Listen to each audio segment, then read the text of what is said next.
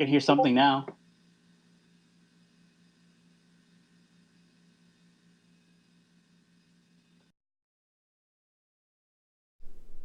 What did you say?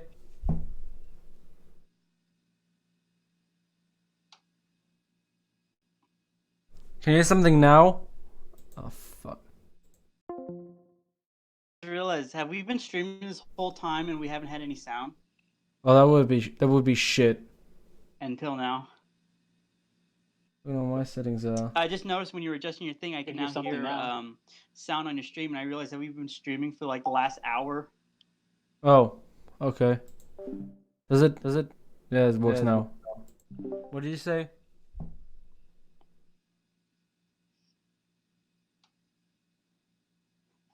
I think it should work now. Oh fuck.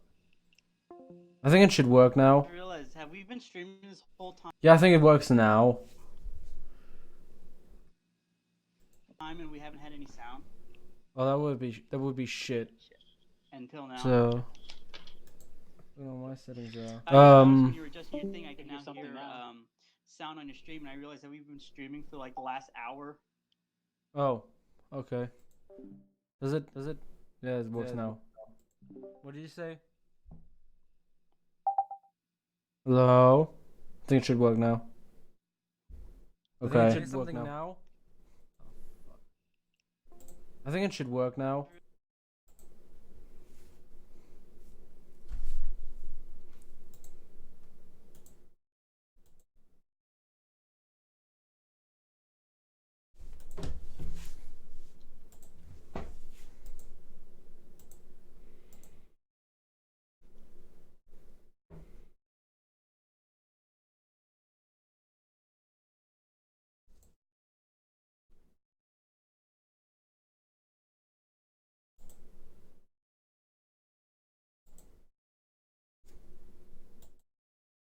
It works now. What did you say? So I think now it should work. Oh, fuck. Fuck, fuck, fuck, fuck, fuck.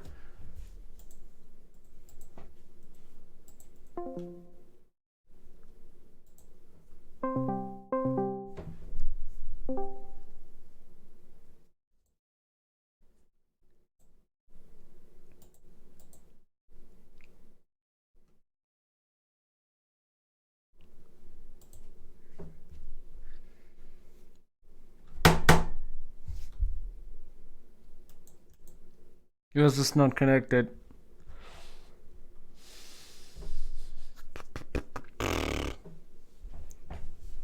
Uh...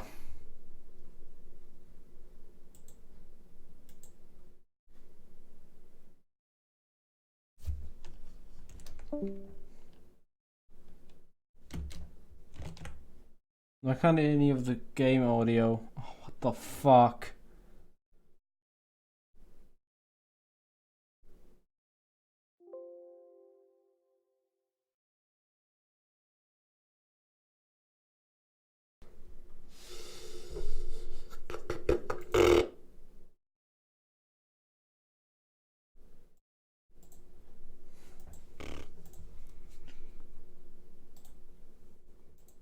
Volume mixer.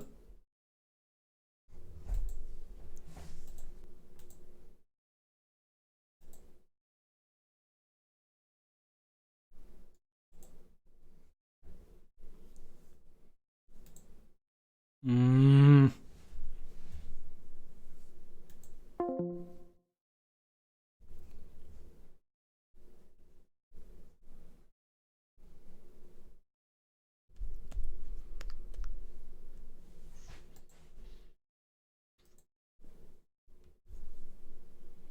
I'm just gonna cut the stream right now. Oh god, this is embarrassing. Paul, so I have to always get it arranged. Mm. So yeah, so I guess were we just having difficulties this whole time, and we weren't streaming without any sound? Yeah, I told you at the beginning of the thing to actually tell me whether or not it sounds good. I just think it never did. Oh, okay. Shit. Yeah. Oh, fuck. Oh, there's an hour down the drain. God damn it. Sorry. Yeah. An hour and a half even. Damn it, we lost. God, this is even worse than our Bioshock, where we lost like 20 minutes of good material before we even started the stream. And now we lost an hour. And a half. Oh, hour and a half. Can you now listen if the game audio actually cuts in? Because I can't hear the game audio. Mm-hmm. Let me see.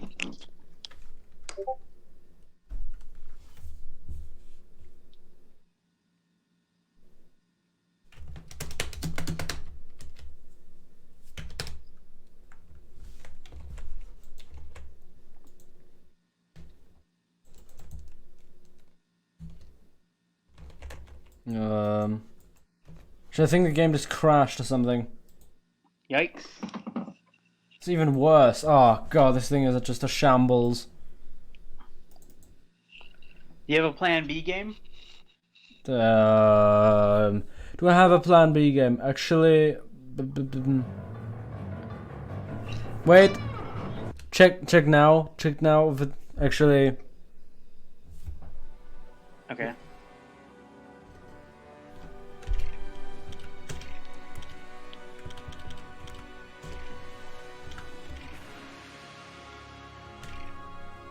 Yeah, I can hear the audio, game audio. Can you hear me as well? Yep, I can hear you. Good. Oh fuck. So what should we just go back to what we said? We can do overs. Okay, so yeah, this game takes a lot of visual inspiration from like various Batmans. Like this Batman kind of looks like the 2000s Batman, with a sort of lack of the yellow circle around it. Black and yellow with the gray. Yeah, how Batman doesn't have like this yellow thing around his chest, even though it's on its fucking hovercraft, it's on his fucking like jet, it's on his fucking Batmobile.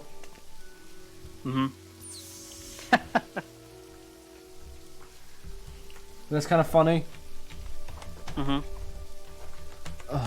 God. Fuck, how did I jump into this? Yeah, I'm trying to remember where we even left off, because I know we were talking about Max Shrek and then the name and how it was referenced to German expressionism, and we were talking about the aesthetic and borrowing the aesthetic rather than the actual movement itself. Yeah. Yes, that's kind of where we left off. Yeah. We had this whole audio hubbub.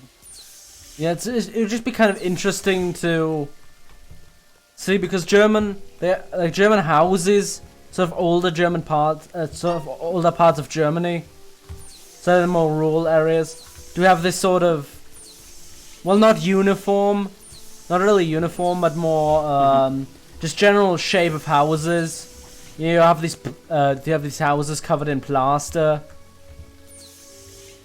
and everything. Oh, there we go.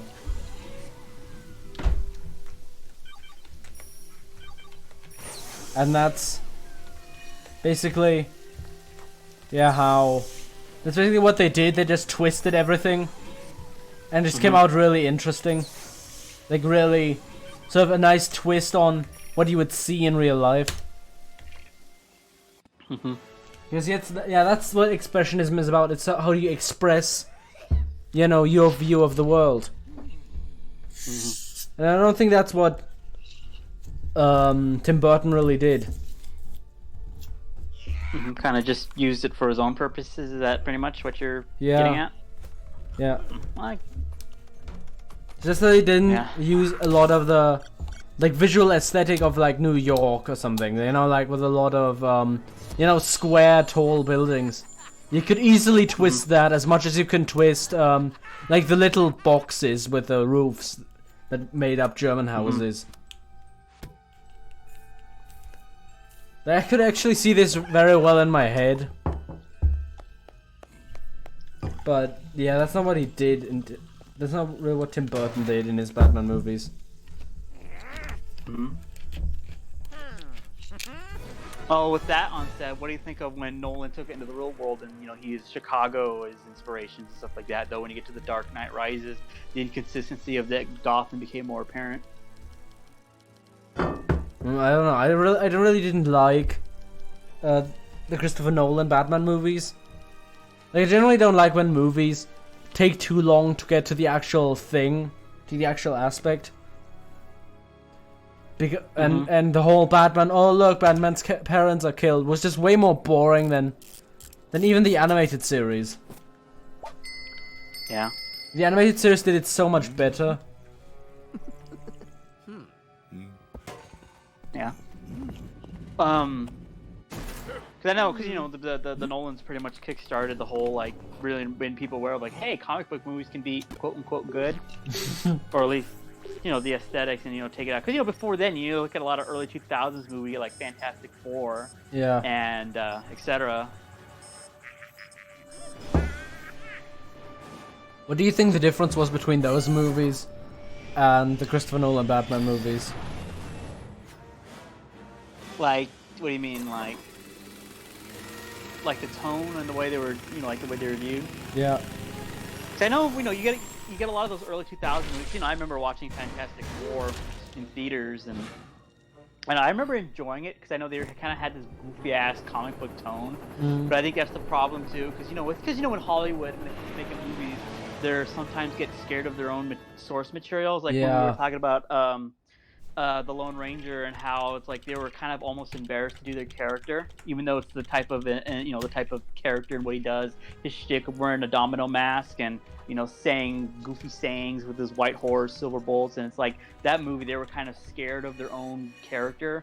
So when you get a lot of these more things like that, same thing too with the early comic book movies. Like there's a whole famous line that aged poorly now in the '98 X-Men movie where they're all wearing black leather and Wolverine's like, what's with all the black, and Cyclops is like, why would you prefer yellow? And it's that attitude. You can almost bring that to the Sonic. It's the idea of like, we know best. So that's the same thing with that comic books. Like despite the absurdity, like with like people can say what they will about the Marvel, but at least they're starting to embrace the goofy ass aspect of comic books.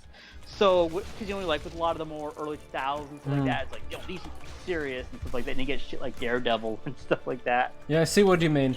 And I also see kind of what other people meant when they say, oh look, like the Sonic movie took video game movies back like 10 to 20 years. Because it just looked so bad and afraid of its own source material. Because that's what Elvin and the Chipmunks and shit did as well, right? Yep, they made him small CG, which I guess in a way I think it could have been good. It's just the movies became shit because if you really think about it, there's giant ass chipmunks that are like the size of small children, which is a weird concept on its own. Yeah.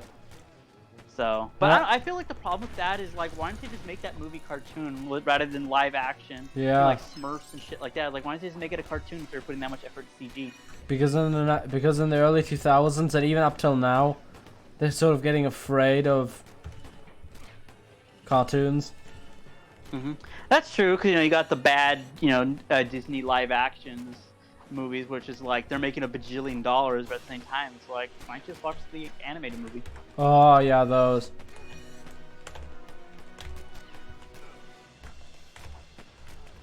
So does that just, I don't know, I can't seem to attack.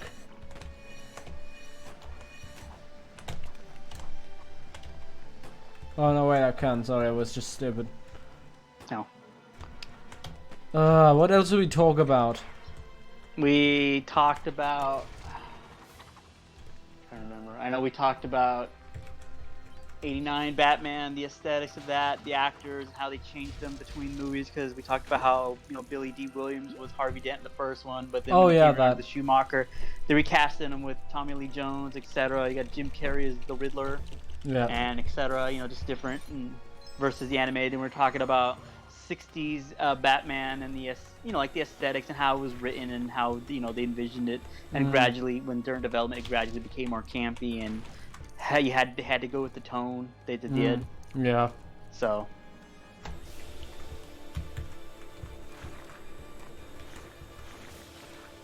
And I think from I remember, I know for the previous hour, we spent a large percent of the time just talking about the aesthetics in general of the city. And I remember we were talking mostly about that, and then we were talking about Batman in general, like, you know, the concept of him killing a lot of people, like, you know, like I said in the first one, he blows up that factory, has guns all over his car. Yeah. And stuff like that, and you get the Batflick, and then, you know, freaking cars and stuff like that, and stuff like that, you know, the superheroes things, and talking about how sometimes when you add more foes, they become but cannon fodder, etc. So yeah, I think that's pretty much what we talked about the first hour. Yeah, right. Ah, fuck, this was such, like, I know it was a lot rambly, but I think they made some interesting points. And now we just have to, well, like, retrack all of that. Like, fuck that. Yeah, well, let's just start up with something new. We're good at striking up conversations anyway, so. Because, you know, you were talking about the aesthetic. What do you think of, you know, like that very German aesthetic, or very German expressionist with, like, the Metropolis aesthetic? How do you think that translated into a movie like Dark City, if you've ever seen that? No, I've never seen that. Oh, well, you see it. It's basically The Matrix before The Matrix. They even used some of the same sets when they were filming The Matrix. Oh, you know, The it's Matrix. that very, like, yeah. So it's like so basically Dark City, I really like that movie. It's a really fun personal jet movie. But, you know, it's like this really, like, dark, you know, it's basically very noir, dark setting. Buildings are inconsistent, like, at weird angles and stuff like that. You have, like, the Watchers. So, you know, it's a movie that you might like. I don't know, you may or may not like. I don't know. Because, you know, we were talking about the aesthetic and, like, very, you know, like that very Metropolis, because, you know, Metropolis is heavily German expressionist, but still, you know, like that very aesthetic, and, you know, how it transfers into Gotham. And then we were talking about how Gotham, you know, transferred from, like, because, you know, like during the production of Batman '89, they talked about how they wanted to be the epitome of hell raising out of the ground, and, you know, they gradually became more absurd with its concept. Yeah, it never was really good looking. Like, it's worse when they make it perfect, when they purposefully make it not good looking, but then they just make it good looking, not good looking for all of the wrong reasons. Yeah. Because it has to have a purpose, right? Like Metropolis, I disagree with the with what you said about it being German expressionist. I think it was more. Yeah. I think sure it was big. It was a built-up thing, I suppose. But I don't know if it's actually no. Let me just rephrase that. I don't think it's not German expressionist. I just don't think it's that traditionally weird angle German expressionist. I think it's really just more of a blown up version of German expressionism, you know? The kind of aspect of we're gonna exaggerate something to such a degree where it's just so otherworldly and this and sort of unique in the way we show it. Because that's something I don't think any American take on German expressionism has ever done. They never really looked at themselves critically, because I think that's sort of a thing that was a product of the times, you know, the 1920s and everything. Sort of when Germany sort of had to reinvent itself after the defeat in the First World War. Post-war. Yeah, so it looked Post-war Weimar Republic. Yeah, Weimar Republic. So that where it had to look, where sort of people began to look critically at Germany itself, like what Germany was, what Germany is. So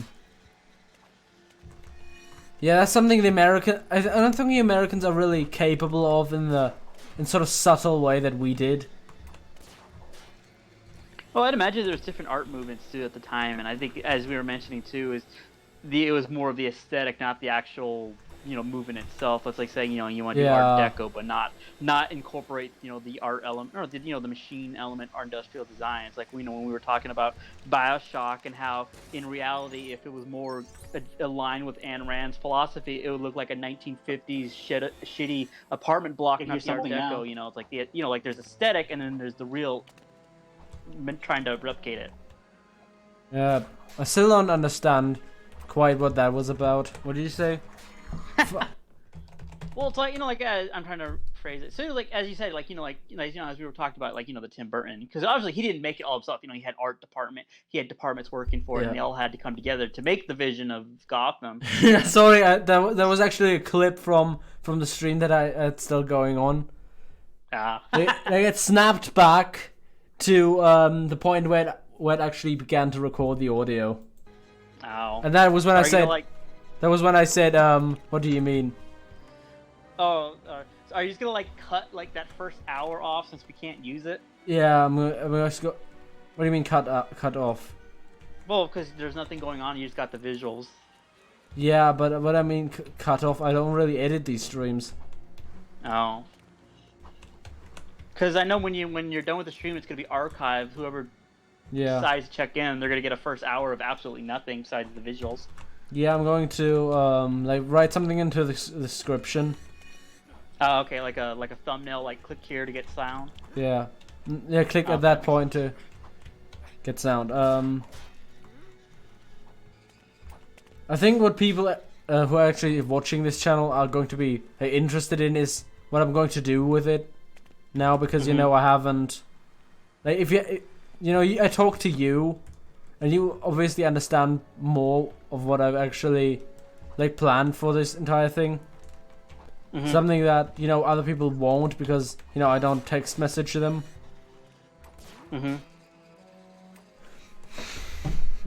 Yeah, so I'm going to do this at the end of the stream because that's kind of an in-betweeny thing. Yeah, or kind of sort of not an in-betweeny thing, but sort of a sort of public service announcement type of thing. Yeah.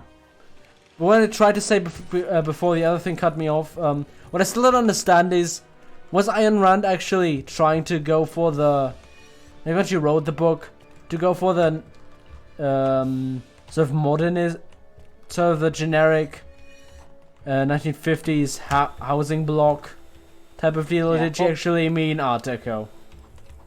Yeah, well, because we were talking about because as you mentioned, the aesthetic, because we're talking about how if BioShock was more aligned to the Fountainhead and that whole philosophy, Rapture wouldn't look like it the way it did. It would look like a 1950s parking or freaking structure, which at the time period of the 50s and 40s, that was seen as cutting edge, modern, without all the fluff of building ornaments, because that whole architecture school of thought was building ornaments were a waste of materials and stuff like that. The building should be purely functional, not with all this shit attached to it. So when you think of that, with the way Rapture was designed, if you want to do with the philosophy versus just the overall aesthetic. So when we go transfer over to Batman and whole Tim Burton, and he's just borrowing the aesthetic, not the pure German expressionist post-war identity and stuff like that. But at the same time, he's inserting his own thoughts and his own things of what he surrounded himself with, what he grew up with versus the aesthetics.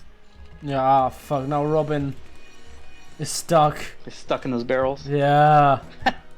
Look, he just glitches around. Can you break those barrels, or no? They're part of this bit of the scenery. I think we actually both need to climb onto this. No. I wonder if I just go away, he will just respawn. No.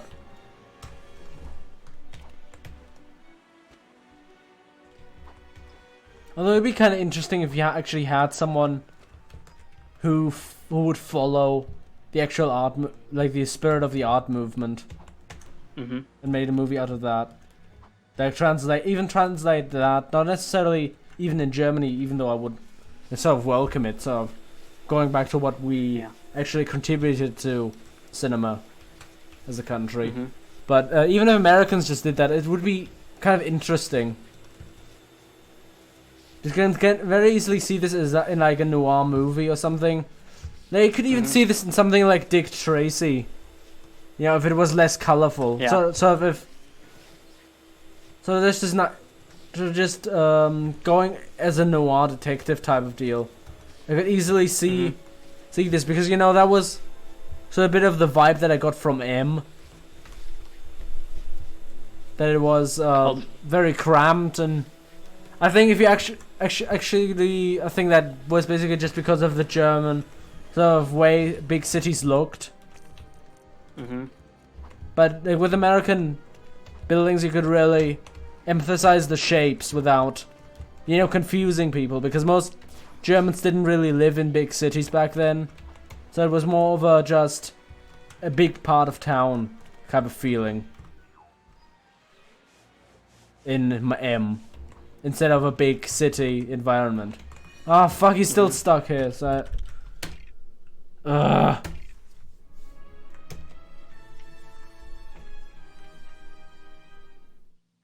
Is this an emulation that you're playing, or is this like a downloaded off Steam or something? I didn't download it off Steam, actually, like, this is a torrent of... like a torrented version of the game. Uh-huh.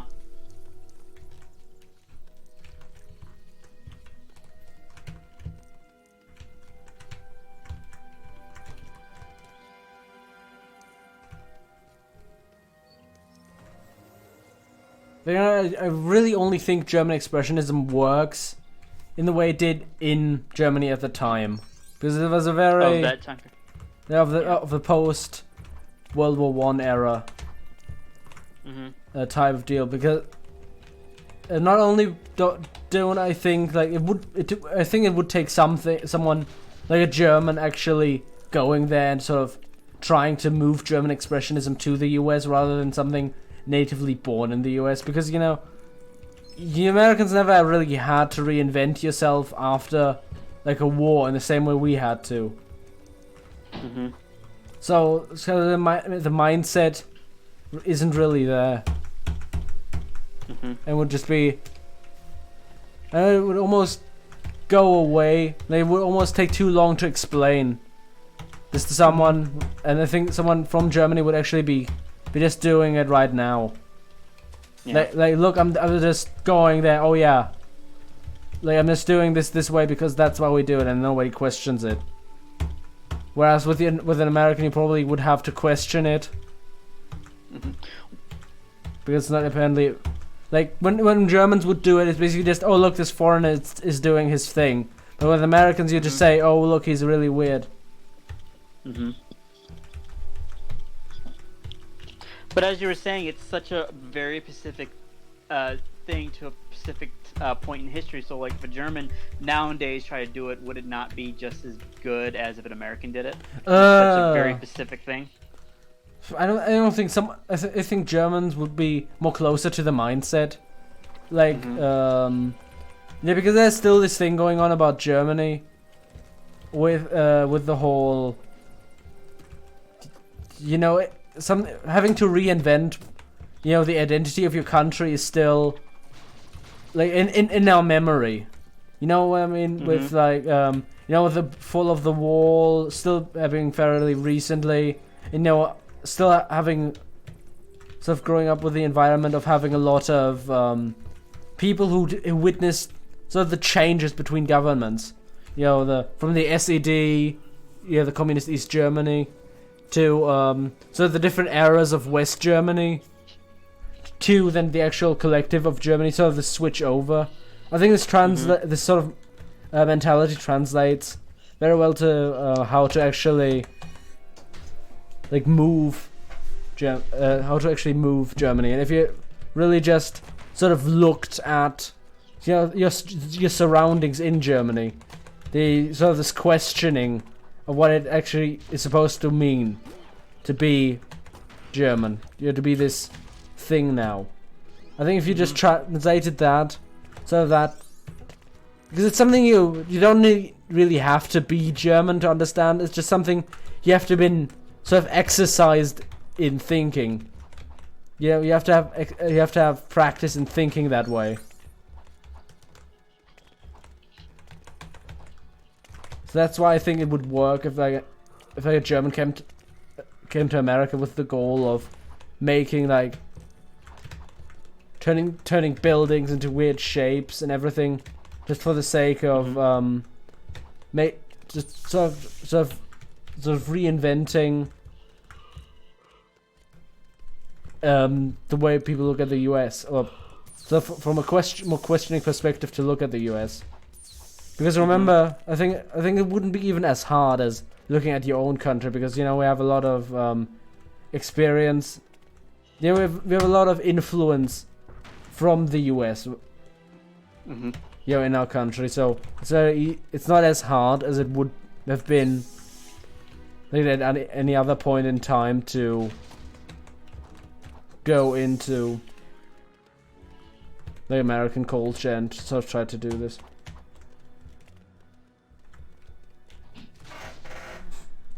Power Christ. No.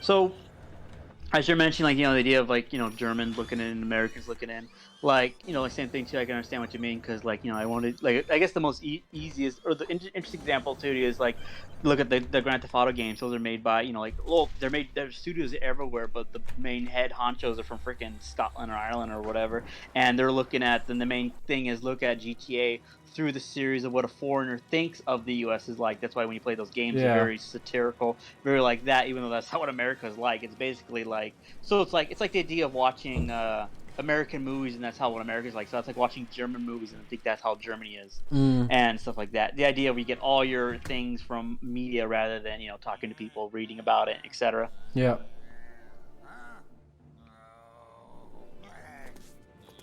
Yeah. Once again, that's kind of like what we said about Mafia 2. I actually used to have that boat. What I said about Mafia 2 in that it was very Czech, or it was very foreigner looking at the US, and how Mafia 3 was basically not that. Yeah. Well, it was more of a mixture, because it had both. It had half of the original team with half of the new team from America, because they're both like two studios combined into one. Well, yeah, as you said, the first Mafia 2 was purely Czech looking, into it, though at the same time they were more inspired by movies, because Mafia, like scene from popular movies. Yeah. But at the same time they were still doing their own thing. But I guess at the same time when they were doing like the Mafia 2, it wasn't more of a complete satirical. They still had their own thing, and they were still telling more of a different story versus what Rockstar was doing. Yeah. And I guess the mindset of that going into it. And there's a really good video talking about like the mindset that did go into like Mafia 2, kind of like how when they were making the Metro games, it's very Eastern European, because it's of the mindset too of like the way they make those games. Like there's mechanics in it that are like, if an American studio made it, it would be like, why is this in here, versus like very Eastern European mentality. Yeah. Of how like resources, like I think one somebody brought up is like the flashlight mechanic, how you constantly have to charge it, and you look at the development, it's like they didn't freaking have power half the time when they were making that game. So it's like the very mindset's like there's a very Eastern European, you can say German and stuff like that. Very there's just little details that like that are so specific to the region that you're in. Yeah. And by the way, for any viewers out there, I know that he's saying Pacific. Pacific specific. That's just how we are. Sure, excuses. Yeah, well, like I said, keep saying stuff till they're wrong, till they're right. That's just how we are.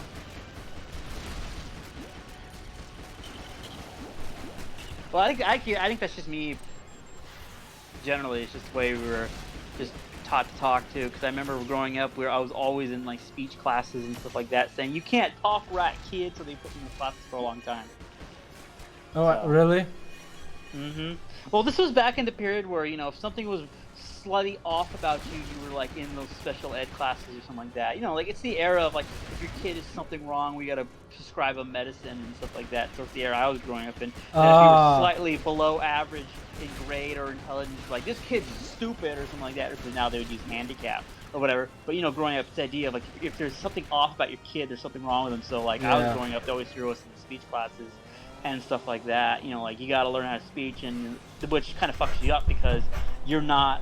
They put you in such low classes that when you do catch up, you're never up to your peers. So, which I don't know. Do they do that kind of same thing in Germany too, where it's like the education system is designed where it's like, if you're not with the system, might get some help, otherwise fuck you. No, I don't think so. I think that there are important differences, at least now. Although it really depends on, really from school to school, because I've had problems with that. Like I know what you mean. I know what you mean. I've gone through that as well, but it's not something you can really universally claim because there's in Germany you do have, you know, I think it's partly culture that you have sort of certain schools or certain schools that are more focused on the mental health, on more they're not special schools, but more really special schools. Basically, like it's not really what do you think of it, like it's full of cripples or anything. But we do have that as well. It's more of a psychological thing. So focused on that, really. Because I think the way the way Americans are, we tend to group everybody. So, like, say for instance, you're more slightly slow at learning. Then what they'll do is they'll put you in a class with people that are more handy. It's like it's so unbalanced based off where you go. It's like say for instance, like when I was growing up, I was slightly slow when it came to development. It's not that I was slow, but it was more of like a lot of stuff didn't click in life till later on. But to them, it's like, oh, this kid is stupid, or when I was growing up, I heard retarded growing up, and then like halfway through school, it became mentally handicapped, or the terminology. That's how weird the terminology changed as I was growing up. So they would group you in these classes with people like with more severe handicap, or handicap, and generally, so if you were slightly below the standard, they would put you into classes. So like if you're like I don't it's hard to explain it because as you said, it's more of a culture thing, but like they would just group you in classes that chances are it would make no sense to actually put you in this class, but because you're slightly below their standards, what they consider is you're going to be like, you're going to constantly fall behind. Because, like, when I got out of high school, like, I was in those classes for so long, I was not prepared for the world. Like, my spelling sucks, still sucks today, but, like, my spelling sucked, I couldn't write and stuff like that. That was because I was just constantly in those classes that were, like, like, they were doing, like, elementary school shit when we were in high school. Like, that's how bad they were. Oh. Like, they just didn't challenge you, and, by the time I got out of high school, it's like, I don't have a freaking high school level education the way they trained us and stuff like that. And a lot of that stuff, I had to just do it. You just had to self-educate yourself because American schools, the way they're designed is they just want to get you in, get you out as fast as possible. Yeah. So. I know in Germany it's not so much pressure there to finish early, although of course from a business perspective it's still there. They would be weird to. You get told that it would be weird to have like a 21-year-old in a class full of 18-year-olds, and basically if I continued school like in the way they intended me to, like with I don't know what you'd call basically university education, like university preparation. Pre-college type courses? Yeah, something like that, although that stretches through 3 years. Basically, if I had done that, instead of decided to go into a practical field, then that would have been basically me, because I was also a few years behind because of basically stupid decisions. Because of basically I didn't really get. I've mentioned this before, but because I'm on the autism spectrum, like some things didn't click as well for me. On top of that, plus like a lot of the social things, I just had a lot more difficulty with. So basically, they said fuck it, and took me out of school, and then we didn't know where to go from there. Yeah. But then, like 2 years later or something, we actually we found a school that worked. And that's where I've been from 2016 to 2018. And then I tried to do the pre-university thing. But then after a few months, I just said, yeah, no.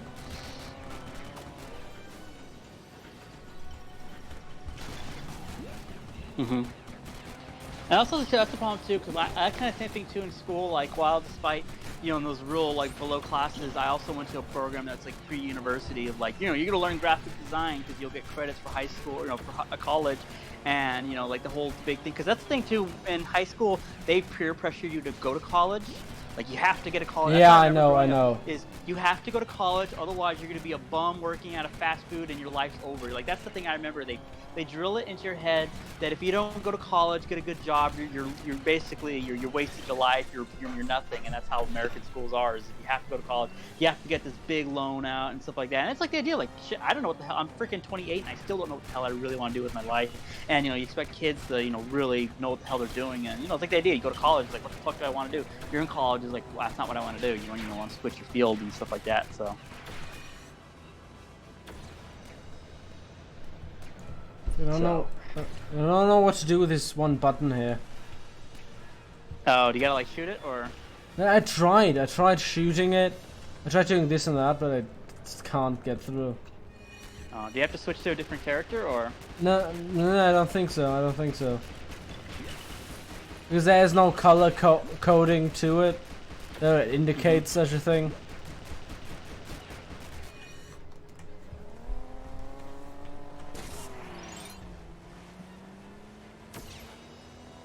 That's another thing, it's those Lego containers. They're those weird containers with like minifigure pieces. I don't know what these models actually bring you other than being a trophy. Mm-hmm. But I don't know, I think it's a nice way to make these levels replayable. Yeah. Another thing I talked about, like I watched today was like about Pinocchio again, Disney's Pinocchio, because we talked about that. Mm-hmm. And how basically that was supposed to be like an Italian, like it's set in Italy, but nobody actually sort of detects that it's supposed to be Italy. Mm-hmm. Isn't it supposed to be like northern Italy, like Lombardia type part of Italy? That looks like Germany and Italy together, smashed together, or Switzerland type part? Yeah, but in the end it just comes off as this sort of German-esque type of deal, and not really Italy. Which is sad because Italy is a beautiful country. Yep. So funny, the only reason I even know about Lombardia, or at least that's what I see when I went on Wikipedia, is when they were filming, was it National Lampoon European Vacation, when they did the Germany section, they didn't film in Germany, they just went into Lombardia, northern Italy. Like, I did not fucking know that, and I thought that was cool. Oh. But yeah, that movie's super weird. I wonder if it's just because it was during that time period where people were very anti-German. Oh yeah, that could have been it. Yeah, that's what I thought as well. I thought it was like sort of generic German. Wait, you're talking about Pinocchio, right? Mm-hmm. Yeah, I don't think it was anti-German. I think it was more anti-Italian. Yeah, it's probably they just didn't want any real foreign languages. Cause that's how Americans are. Like if somebody's gonna speak, they're not gonna. Yeah, speak the Disney-fying sort of thing. Yeah, just standardize everything. Well, and also too, I'd imagine because it's a story, what they just wanted to make it simple. They didn't want to really do that. Otherwise, you'll get that one ghetto 1990s Pinocchio with that Italian guy that made Life is Beautiful, that really weird version of Pinocchio. So it's like, I guess they could have done worse. I think it's a bit of a missed opportunity, but it's sort of weird how it doesn't remind me of Italy, and I thought it was more because of Mussolini. Mm-hmm. Because it came out in the 1940s and everything.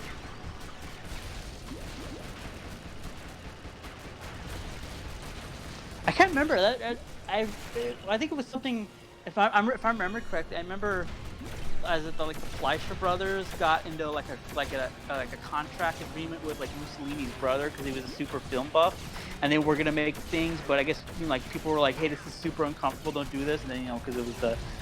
I can't remember reading about that. Yeah, I think it was the Fleischer brothers had like a contract to do some projects with like Mussolini's brother or something like that, and then they had to pull out because it's like, yeah, this is not good for our image.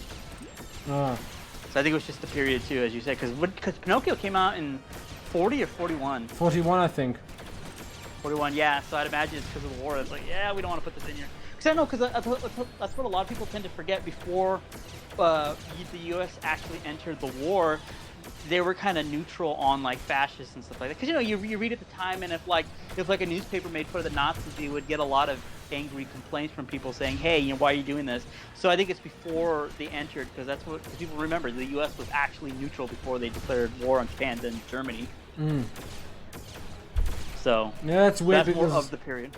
It's weird because Germany would just think, hey, look, the U.S. has this weird like cabal with France and Britain.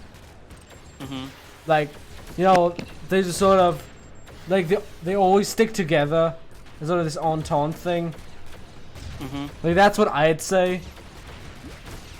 Because I can't really imagine like ever hearing about the U.S. being neutral. Just like actually meaning it.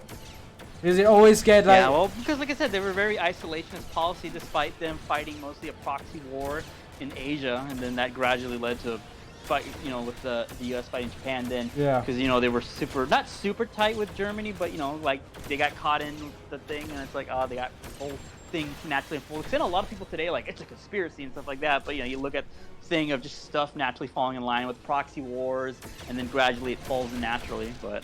Yeah.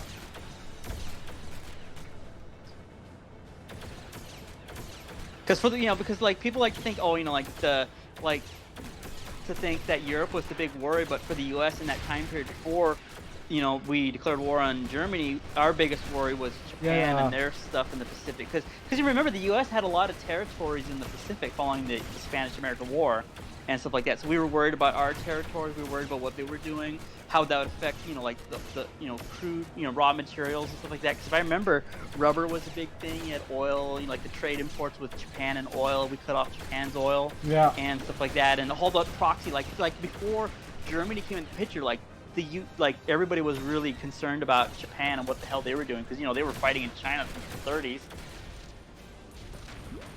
So. And China was in civil war between the nationalists, the communists, I know, yeah. So. Well, it's kind of weird.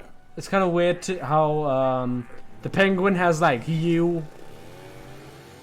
Has like has a U on it because U for U-boat.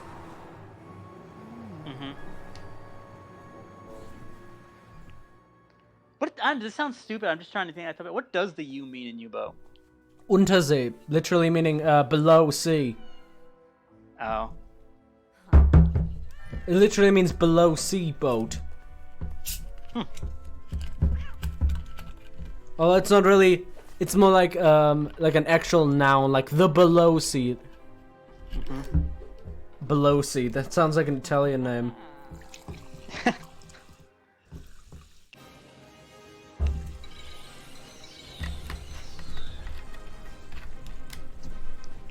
Okay, wait, I saw a funny post on the internet about what was it again?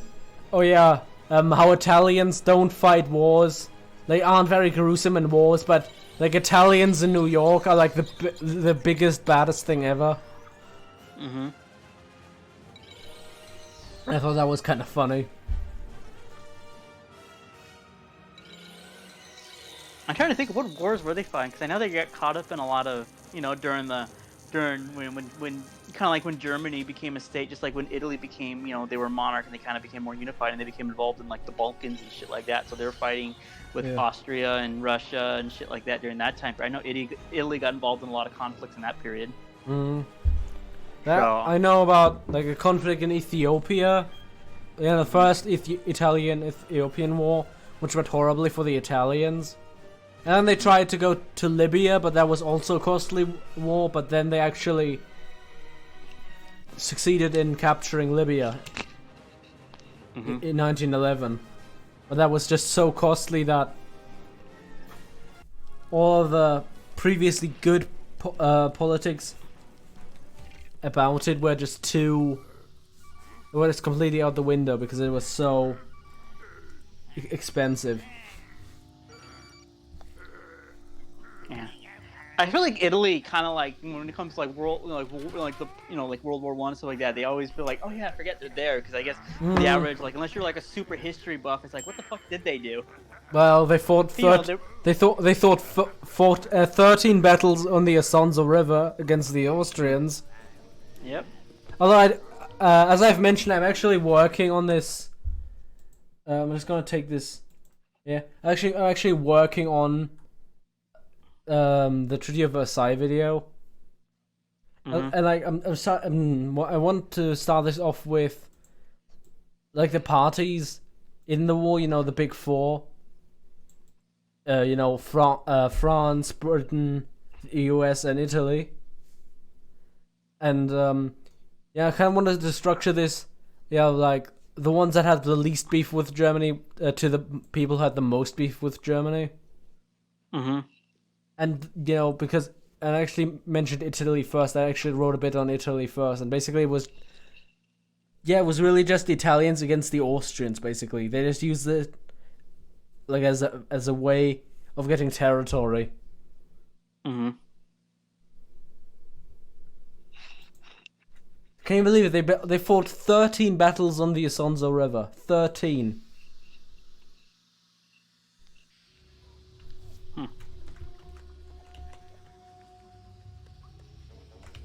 Didn't they fight? I'm trying to think of a lot of their battles. I'm just trying to remember. Because then again, I've never really studied that part, even though because I mostly studied more pre-World War. So I'm like, what the fuck did they fight? So I'm trying to remember where that's even at. So.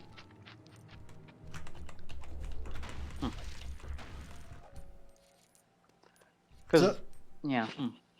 So how is that video? I don't know if you want to talk about it on stream, but how is that coming along, anyways? I didn't actually know if I actually wanted to make this, but I don't know. Today I thought to myself, what the fuck? Who cares? I'm just gonna start this, and it's gonna be happy about it. I'm just gonna do it. Basically, like I'm not gonna say I'm aggressively doing this now. I'm basically just saying, yeah, I'm doing this. Whatever. Who cares? So you basically wrote this entire bit. You know, I only had like a bit of this here. Then I wrote this entire thing in a day. Like I wanted to do this in small bits because I have like 20 days left until the date of the official signage. So I'm gonna write this in small bits, and then gonna record it, and then actually, then it'll be finished. Yeah, then edit it.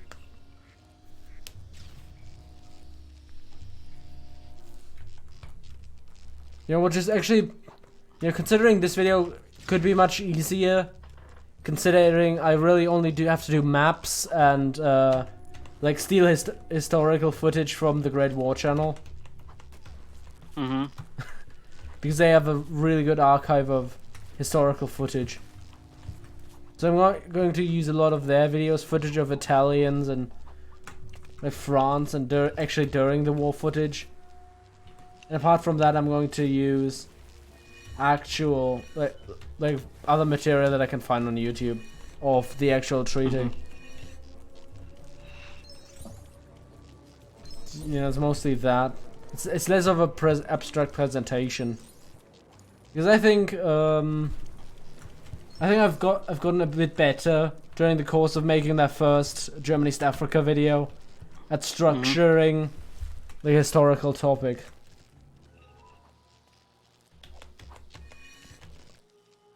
Oh, that's a still pretty entertaining video.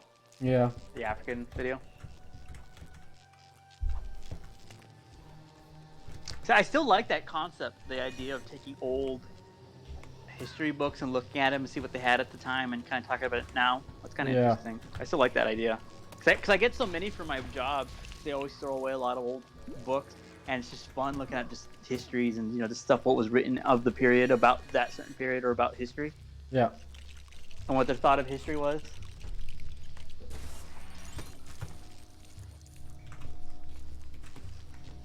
So it's interesting when you think about something like the Time Machine, which was written before the whole World Wars, but still was sort of this gloomy, dark thing. But it's kind of like laughable now. Like a bit, because it's like 800,000 years into the future. Like, it's so far into the future, it's like longer than humanity has even existed. And like, thinking that any remnants of what,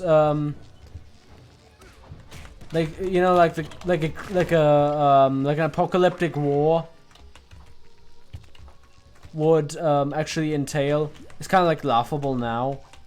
Although I don't actually know, I've actually never written the book. Of course, I've not written the book. I've never actually watched or read the book. I've only watched the movie, but I think that's understandable. The 1950s one or 60s one? Yeah, 1961. Or did you see the 2002 one?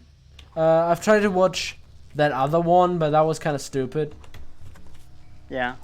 Like the one was stupid, but it was like competent in parts. But other than that, nah.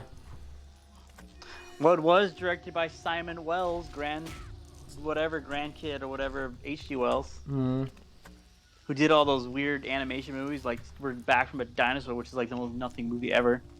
Wait, what was that about? I can't remember. It's like some...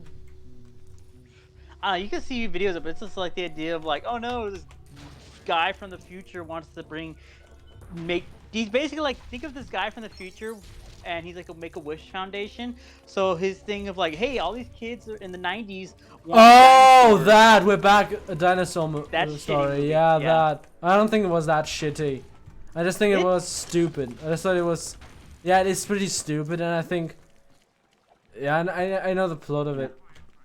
Though he did make he did direct 5 Goes West, and I do love that movie. I like that more than the first one, but. Yeah. So he actually made the time machine? Yeah, he directed it because I think I remember reading it. He's like, I'm the only, because I'm the grand, or whatever. I'm with it, because he's like the grandson of H.G. Wells, and he's like, I want to do it, or something like that. I remember reading about it. I kind of remember. He's like, I'm the one who can bring the vision to life of what my grandfather, whatever, not grandfather, but like, he's part of his family. Yeah. Because Simon Wells, H.G. Wells. So yeah, I remember reading about it, and that's why when he made that movie. Wait, so the 1960s one or the 2002 one? Oh. So who directed the 1960s one? I can't remember the guy. He did War of the Worlds and stuff like that. Yeah. I think that movie. What I've seen of the movie, I think it's actually better than the Time Machine, in my opinion, because I don't really like the Time Machine because it's. George Powell, that's who he directed it. Oh. It's hard to explain why. It's just that it's a lot of people who didn't understand science, like in the way we understand modern science, combined with people who didn't understand, like people in the 1960s who didn't understand nuclear power. So basically, that's just double the scientific inaccuracy, and to me, that's just takes a bit too much away from it. Yeah. Well, like I said, there's only so much you can fault with what they knew at the time. It's like like when H.G. Wells wrote freaking War of the Worlds. It's more in response of German, like invasion fiction of a fictional war of Great Britain being invaded by a quote unquote German power. So that was written in response because that's whole part of the invasion fiction of the time period. I think is it Lindsay Ellis from whatever did a really good video on that, and how it's in response of like she talked about why, like, what's the difference between War of the Worlds novel, the 1950s War of the Worlds, and the 2005 or whatever War of the Worlds. Like, what's the difference between each one? How they're representative of the era they're written for. So, like, I can understand what you mean by the science, but at the same time, you have to look at it when it was written, because like otherwise you get this goofy gonzo shit about like they thought, like, some people thought there were like canals and shit on Mars, and like even at that time period, like they didn't know that there was quote unquote 9 planets until there's fucking 8 now. But still, it's like the idea of just only so much they knew at the time. So like I can understand about not being accurate, though at the same time, like what's the difference between science fiction? I don't really mean accurate in the way of like hyper accuracy. I just mean that and the way it feels just doesn't, the popular science of it just feels dated. They're not actual science now. Way more they have how we perceive science. Yeah. That's sort of what I understand. That's what I understand, but at the same time, it is really uncomfortable.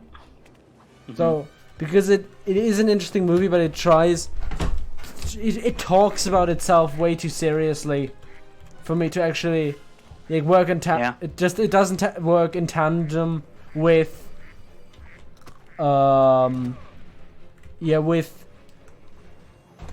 with the popular science. Well, I think also it comes down to George Powell, the guy who directed it too. That's what they said a lot about his movies. Like, there's a sense of the way they're directed is different from like that. I remember like it's not a sense of whimsy, but his movies almost take on a different quality. So I think what you're talking about has to do more with the director. Oh. And the way he makes it. So I have to remember, because there's a really good couple of videos on it you can research. But yeah, it comes down to the director more than the thing of like the way he written it. It's more not whimsy, but it's more whimsical, if that makes any sense. No, to me it doesn't. Or it's not made to be. So. I remember this scene. I talked with you about the scene about the nuclear satellite. That was so fucking stupid. But it wasn't an atomic bomb. It wasn't a rocket. It wasn't an atomic bomb. It was a satellite. It was a satellite. Well, that's the era of like before. I think that was before they signed like the space treaty, where you couldn't put like orbital platforms. Like, that's the era where everybody thought there'd be like orbital platforms, because like you get to the book 2001, and that whole sequence, the whole book kind of relies on like the orbital nuclear satellites and platforms and shit like that. Yeah. So I think that's something more of the time period.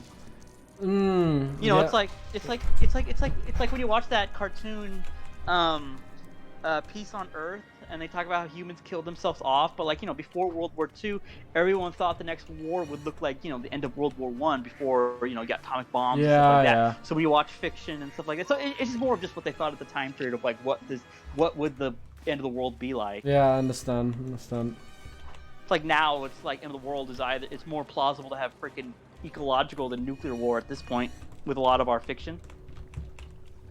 What do you mean? So. What do you mean, like viruses? Yep, viruses. There's a really good, I think I mentioned, one of my favorite things I ever read. They talked about the survey like 100 years apart, where they said they asked people from like the 1900s of what are the things they fear, and then they did a similar survey like 100 years later of what people feared, and like people in the 1900s feared like famine, war, and then when they did the survey now, they're talking about things that they never knew that even existed, like bacteria, viruses, asteroids, and shit like that, atomic weapons, versus famine and stuff like that. It's really fascinating.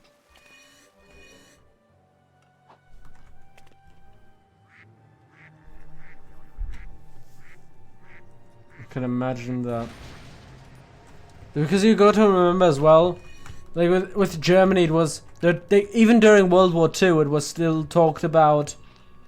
Like, guys, they wasn't sure if we actually. There was still a question whether or not we actually could go through the winter.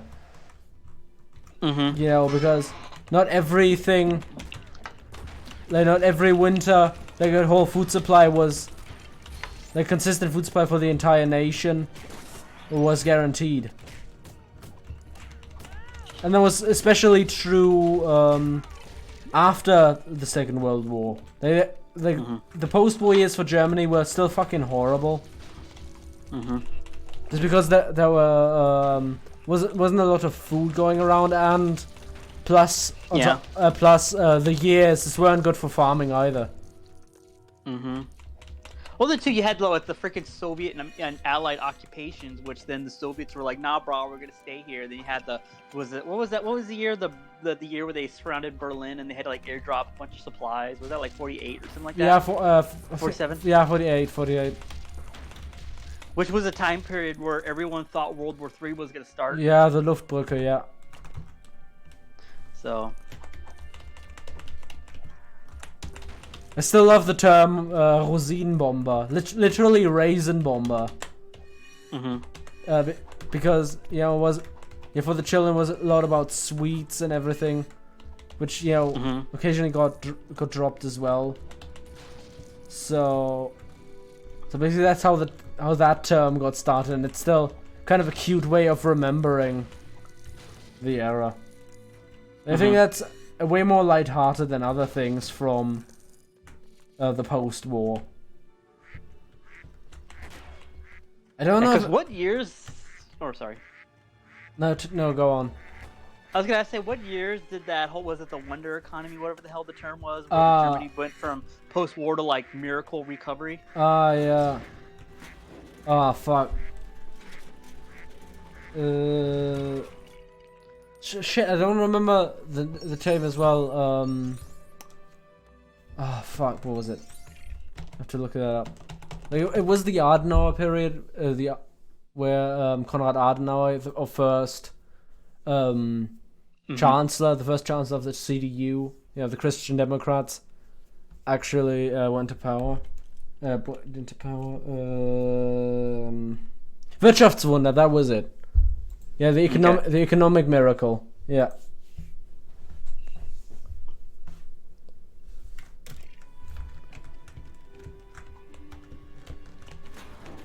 That was so during the 50s. It's kind of more broad. Well, it's still kind of interesting. I've seen a video about that Ed Gein person. You know, the guy who inspired Psycho. The autobiographics picture with Simon Whistler on him, and that was cool. That was really cool about how Americans weren't sort of used to serial killers in the way that they are now. Which, in a way, I think that was new for the era in general, that you have like serious mutilations of people and actually like turning skin into like upholstery. And I think like sure, I could mention how in Germany we had like things like M, which already dealt with the concept of murderers. Because wasn't that inspired by a real guy in like the 1900s? I don't remember, but yeah, the type of American serial killer with just really crazy shit. Like H.H. Holmes type early serial killers? No, I mean like modern serial killers with actual. Oh, okay.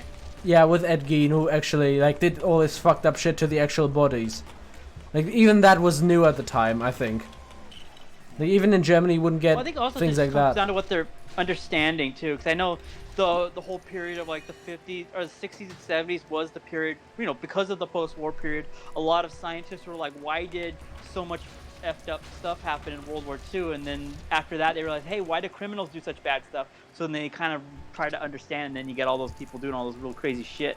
And it's like, how do people even report it back then too? So it just comes down to like, how were they reporting it? Then they get to like, because it's a really great movie if you care about like how serial killers and what people understand and gruesome, is that movie Zodiac. It's a really great movie that kind of dissects like how police used to be in the U.S., how nobody could, like all the departments couldn't get together. They weren't sharing information. How information is, like how you have to gather information. You can't arrest somebody based on assumption. You have to have, reliable evidence. You have to point. You can't go on guesswork. It's a really great movie that kind of breaks down all that stuff.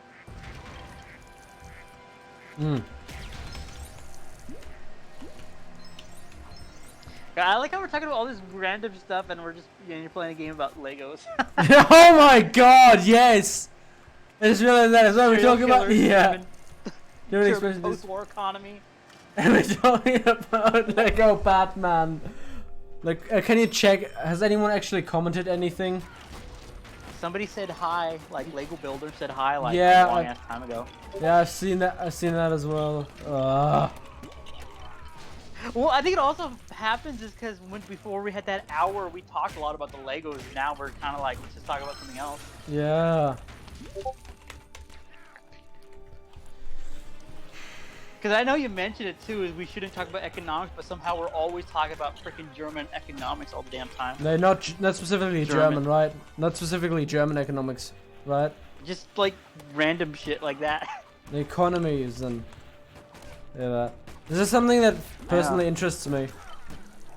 Well, I think it's interesting too because it's like, well, but it makes sense to why the world the way it is. Yeah. It's like one of my favorite things when I was doing research is the most important thing to a country or a person is their freaking credit. So you gotta have good credit. Yeah. Even countries, so. Yeah, that's another thing that I have to mention. Just to go back to my script about the Versailles Treaty, like this is short. This is short because like on Italy it's short because they didn't have anything, but it's still like 2 paragraphs. Like, it's not just look they wanted something. It's literally they wanted this and this and this, and then I talked about like South Tyrol, which is another area they claimed even though it's German. And yeah, even then, it's way more interesting to talk about like the different layers of that. But with France, it's just so interesting to talk about because you have to consider that there was part of the so-called here in Germany Erbfeindschaft, which means like inherited rivalry, which basically is something that was something between Germany and France, basically ever since the crumbling of the Holy Roman Empire. With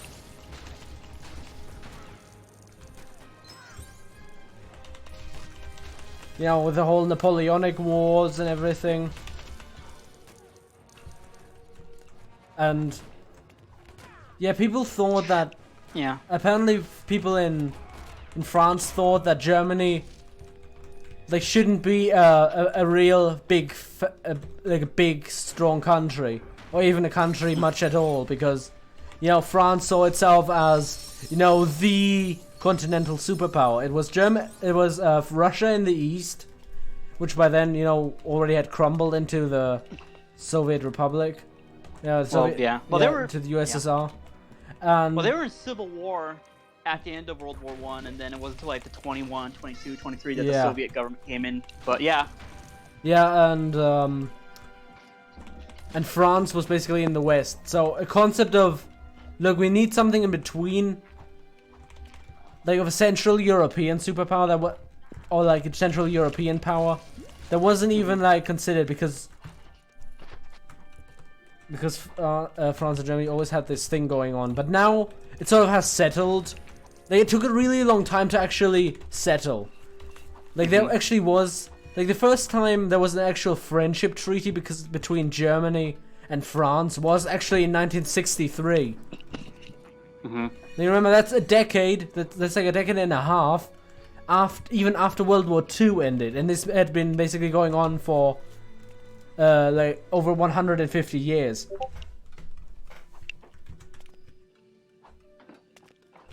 Yeah. And that has to go.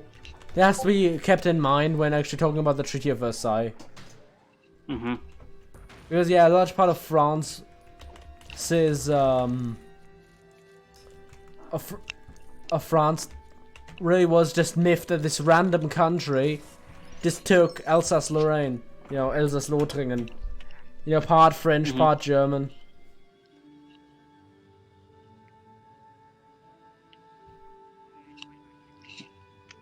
Yeah, when I was doing research for that's such a fascinating period is kind of like how everyone in 1946, like 1948 or 9, everyone thought World War III was gonna happen. It's like that with after the Franco-Prussian War. Between the 1870s, everybody, like newspapers, were like, the next war, the big war is gonna start with Germany and France, and they kept talking about it. Yeah. And all the things, and that's what led to a lot of armament buildups between France and Germany. The governments would pass armament bills.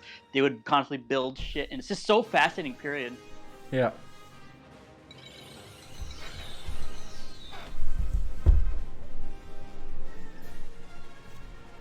It really pisses me off that we stopped talking about Lego. I mean, we talked about like our countries and what it means to be our country's history, what what actually makes up and what plays a part of our current culture, or our current cultures. But actually talking about Lego Batman, Like the really important thing. I mean, you can't deny Lego Batman just takes priority. Like that completely just went under. Yeah.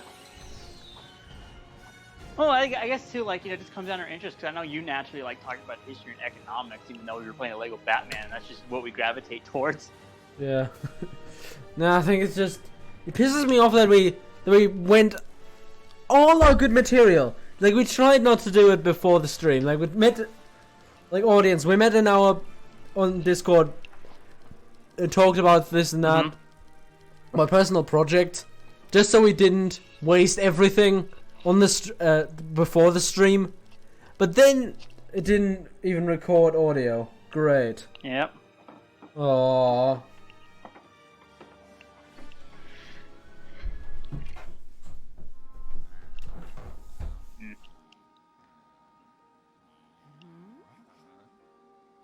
Well, at least there's no shortage of shit to talk about, so at least that's good. Nothing's worse than having something and you can't talk about anything. So if you want to look for a bright side, that's something you can look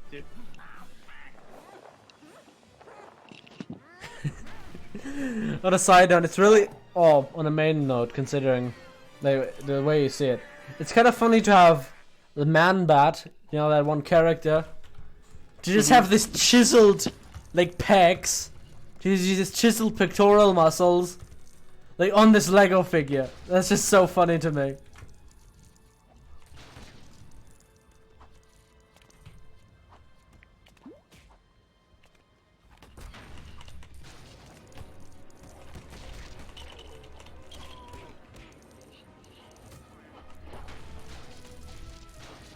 I think because I never played the Lego Batman game. How long is it? I'm just kind of curious. Well, basically it has just 4, like, no, it has 6 chapters, 2, you know, both sides. Like, you get to play as the villains or, you know, Batman. And each one has 3 chapters, and they're all divided into smaller missions. It's hard to actually pin down how long it actually is in total.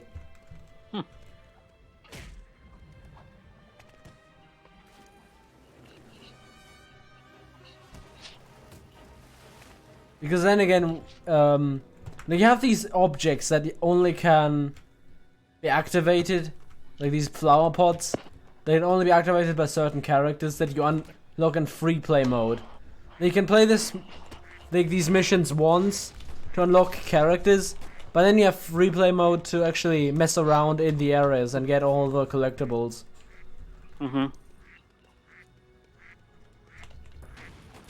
it really depends on what you're in for. Like, do you want the funny story, or do you want to collect everything?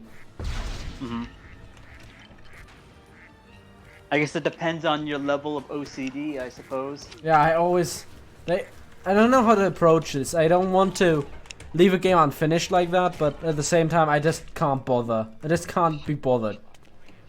Yeah.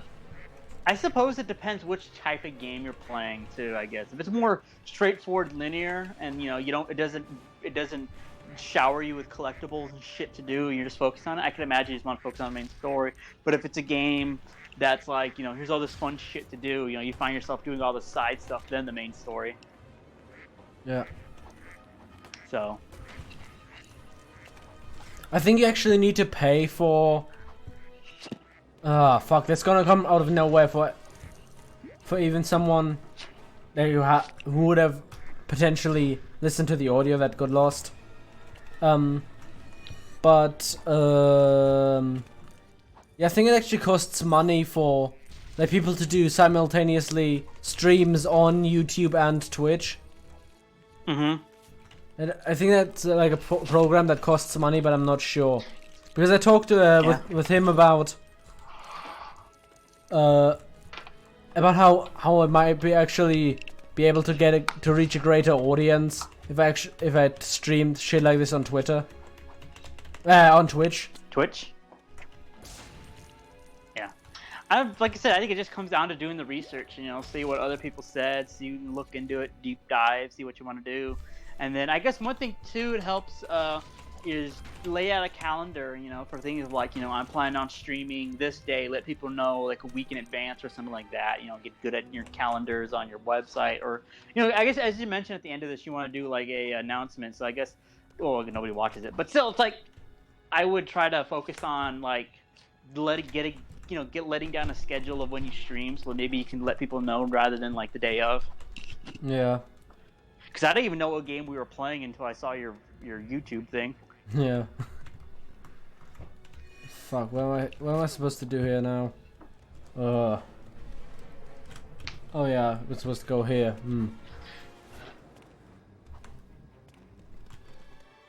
Were you surprised when you saw Lego Batman?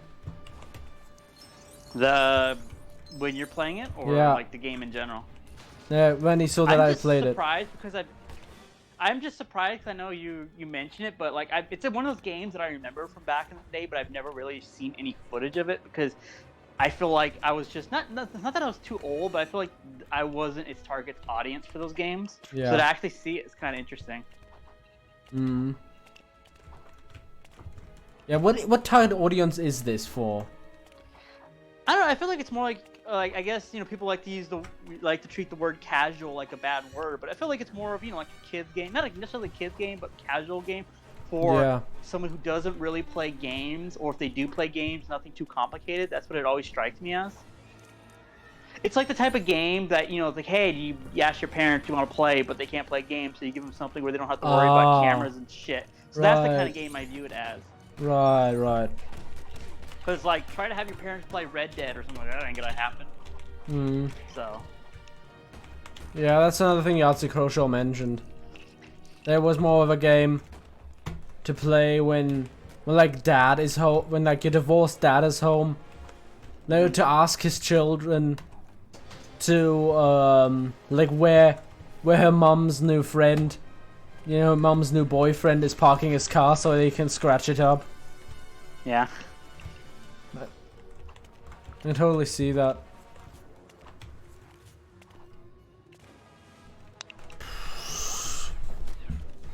Which is where there's this really interesting conversation I want to have with you, though I don't know if you want to do it on stream.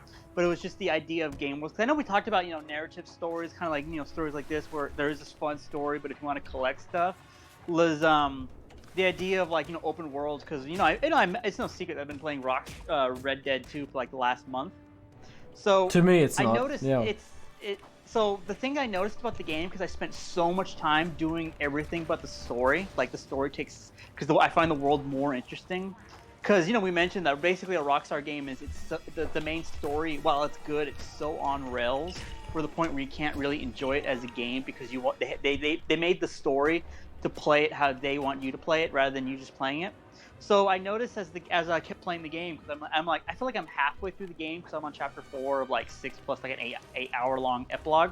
So I noticed it's like, I know this is my thought, but like the idea of like I almost want to talk to you about is, I don't think this type of game should be open world, kind of like it should be more hub world, because the biggest problem with the game, as we mentioned during the Bioshock stream, is you're killing so many people, but because it's a video game, you need to have something to do. Yeah. So like in Red Dead, it's such, you know, the story is written in such a serious, you know, it's almost a serious way, but you had those gameplay elements where you end up going, you know, like there's scenes where you and the gang that you're part of end up massacring a town, but you end up doing it like 3 times throughout the course of the game. But what doesn't make any sense is for a game that advertises it as being so immersive, is after you shoot up this whole town, you can just come right back to that town as if nothing ever happened. But within the game story, they make it sound like it's such a big deal, and I feel like it doesn't work as an open world because of the story it exists in, where it should be like, I almost want to use the word term like Metro Exodus, where it's semi-open world, where you have small hubs. I feel like, or like, I guess I almost want to say it's like Mafia 2, where it should just be the story and the sections, then it would be a good game. But as soon as you put that, it's like playing Mafia 2, but then you got like Jimmy's Vendetta, and how that really takes away from the game. So like, I just kind of want to ask like, what's your thoughts on stuff like that, where something that shouldn't be open world, but because they got so much money and they're working their employees to death to make it open world. So, I don't know. Or if that's not something that's interesting, I don't know. I just thought it would be interesting, but I could just be overthinking it because I've been playing Red Dead and it's like, this is interesting. It is interesting. But just like the idea of like something that shouldn't be open world, or like the idea of the mechanics, because then almost like like with the Bioshock too, because the whole point of the game is the whole point of Red Dead is you don't have enough money, but because there's open world shit. So like the whole premise of the game is we don't have enough money, but if you do the activities in the open world, you got so much money. It's like, why is this character complaining about it if you got like $10,000 in 1899 bucks? Yeah. And so like then it falls under the stories like I feel like the story should be like Mafia 2. Do you remember the scene in Mafia 2 where Vito and the gang owe a loan shark a lot of money, and they say, "Oh, we only got this much, but you have to get $2,000 by the end of the day"? Yeah. I feel like Red Dead should have been more like that, where you don't have money for shit and you have to constantly. Because this one, they give you so much money, it's not a concern that it breaks its own story. Oh. And because I mentioned like the time traveler, where after playing all this zany side quest shit, it doesn't work with the story it's telling. Because with Red Dead you had the main story and some side quests, but then they made Undead Nightmare, which had this gonzo's silly shit in it that's separate from the main story. But in the main game of Red Dead 2, you got time travel, you got freaking dinosaur bones, you got freaking magicians, you got like vampires and all this crazy gonzo shit. It's like, why does this exist in a story where this character can't talk into his like could-be wife of like, I can't be with you because I need money? And it's like, you're doing all this adventure shit, why are you in this gang? And I realize it's a game that's destroying itself through its own mechanics. Yeah, it's ludonarrative dissonance. It's almost a lethal level of ludonarrative dissonance. Yeah. Oh, that's such a great term. I love ever since that coin with Bioshock. That's such a great term to describe the story, but then the actual gameplay mechanics. That's a great term. Ludonarrative dissonance. Mm-hmm. Yeah. And that's the problem with that game. It does, because the character, it's a well-written character, but the story doesn't match the gameplay because they encourage you to do dumb shit. Like the challenges, it's like rob a train or rob all these, rob like $50 from people, and it doesn't fit with the character, and it so breaks the character. Yeah, I always wondered how much that actually ties into what I've heard about Rockstar games. Mm-hmm. That the kind of people who work on Rockstar games, that they are very childish. Oh, that whole thing about Jim Sterling's like, oh yeah, it turns out that they're super like into cliques and frats and shit like that. And, yeah. Gosh, that's so terrible. Yet at the same time, it's not surprising. Yeah, I mean, I didn't think it was surprising either because, oh yeah, right, this is why every character talks like an idiot in GTA and that. And like a complete caricature because they themselves are... Exactly that. Yeah. Yeah. It totally makes sense now why every character in GTA is like that. It's probably because the writers and everybody make it like, these are like our bosses because pieces of shit. Yeah. So it makes so much sense now. Oh my god! That's really funny if you look at it that way. Yeah.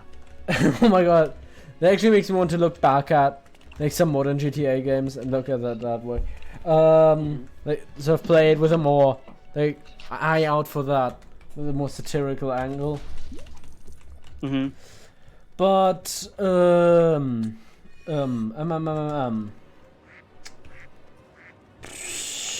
what was I supposed to say? I completely forgot.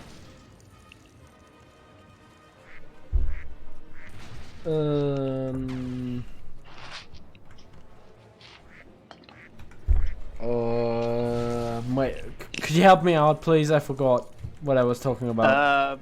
Talking about mechanics in game design, or are we talking about ludonarrative dissonance, where you have something that does this, but they want you to do this, or like the caricatures, or having too much money, or yeah, Bioshock.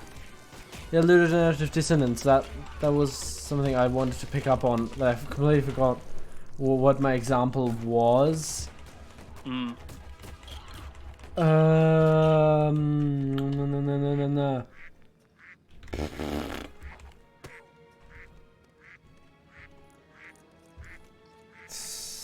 This was I completely forgot. Is there a game you were thinking of that kind of caught your attention, like?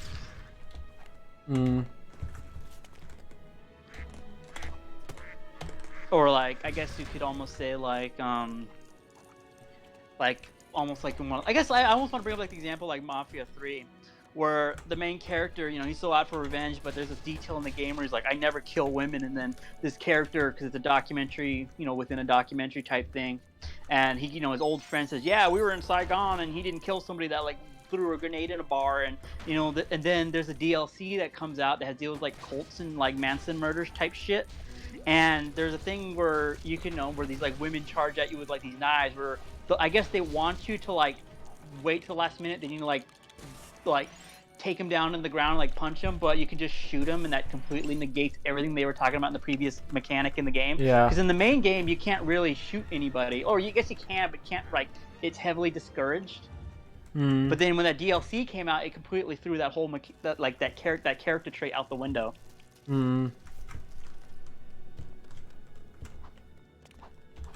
Or you could talk about like how the mechanic, because we talk about how Mafia 2 was such an interesting game, but because the way it was designed, it didn't sell and it wasn't critically praised. Because if you look at a lot of the reviews, everyone's like, why is this game open world? It should have been linear, because now you got this beautiful open world with nothing to do in. Yeah.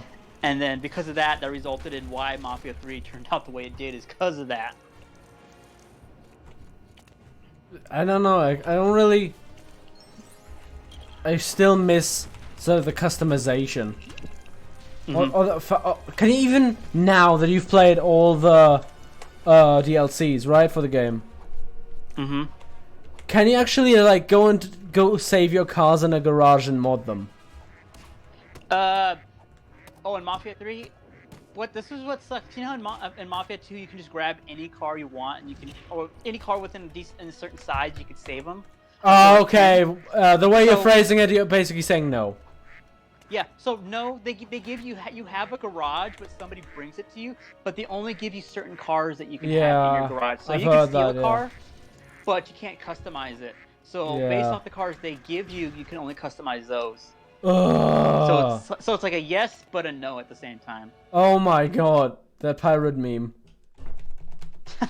You know that pirate meme? Is that the one we were talking about on Tuesday, or no? Maybe something else. No, although about pirate memes. Now there was this screenshot of the guy going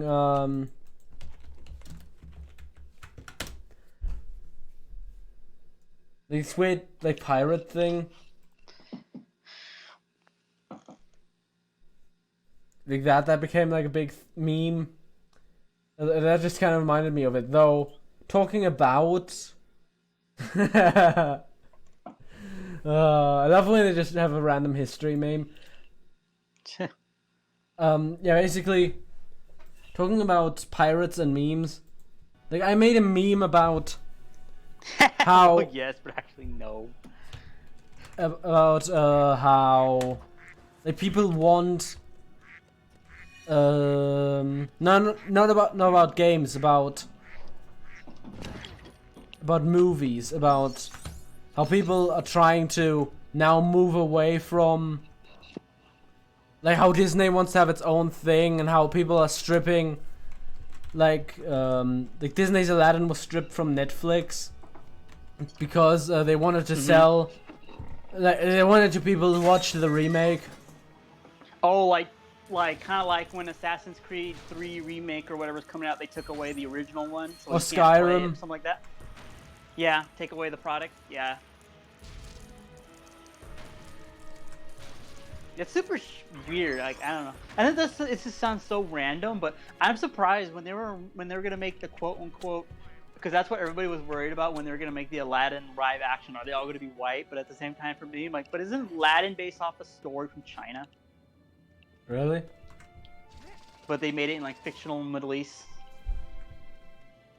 Was it based on China? Wow. Yeah, Aladdin's based off like a Chinese story.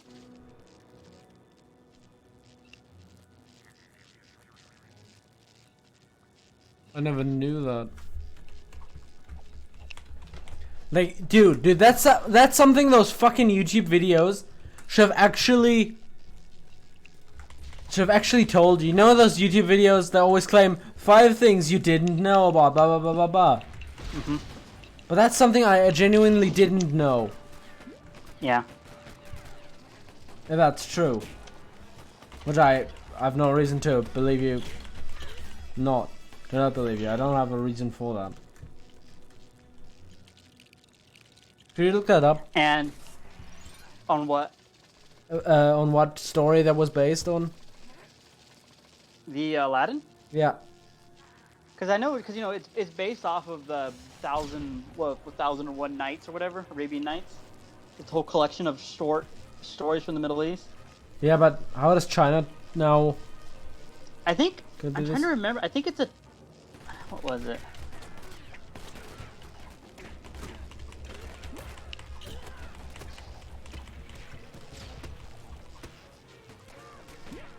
Let's see.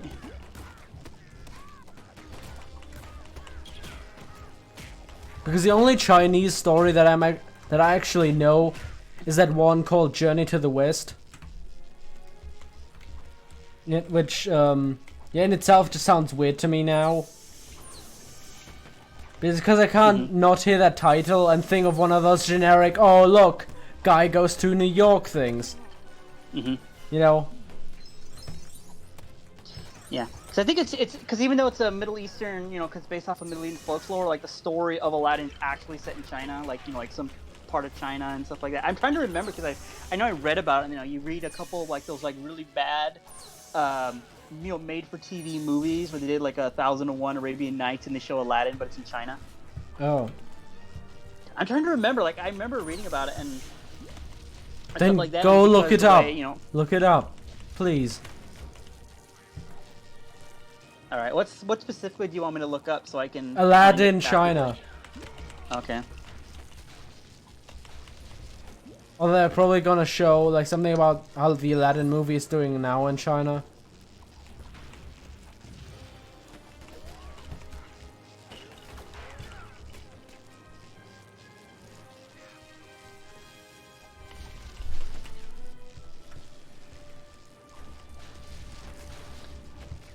There you go. I think it's something about. Let's see. Now this is one source. Let me verify it.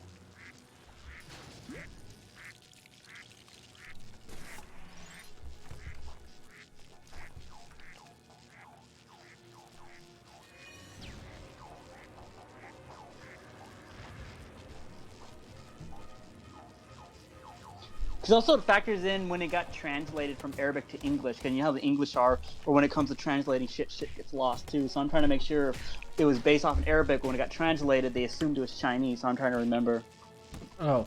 Make sure it's not one of those things that got lost in translations type story.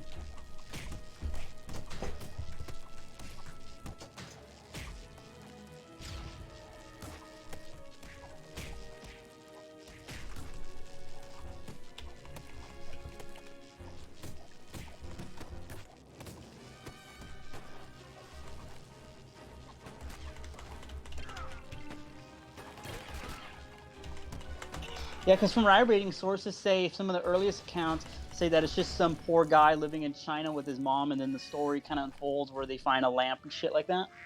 But it's told from like an Arabic perspective. Oh, so it's like a Chinese story based, like translated from Arabia. Yeah, so it's like a story that maybe travelers heard from China, and then they wrote it, and then when Europeans came, then that's what they heard. So I think that's one of those things where it's a story that people from the Middle East heard from traders from China based off this story, and then it became because you know it's a collection of stories. Oh, that's pretty cool. So yeah, that's why I remember reading that it's based off a Chinese story. Why the fuck is there a table? This is this random table.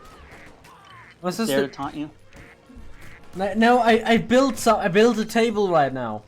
I'd like to build a table. I love carpentry work, but am I supposed to stand on there or something? No, it's like a jumpy thing. Oh, weird.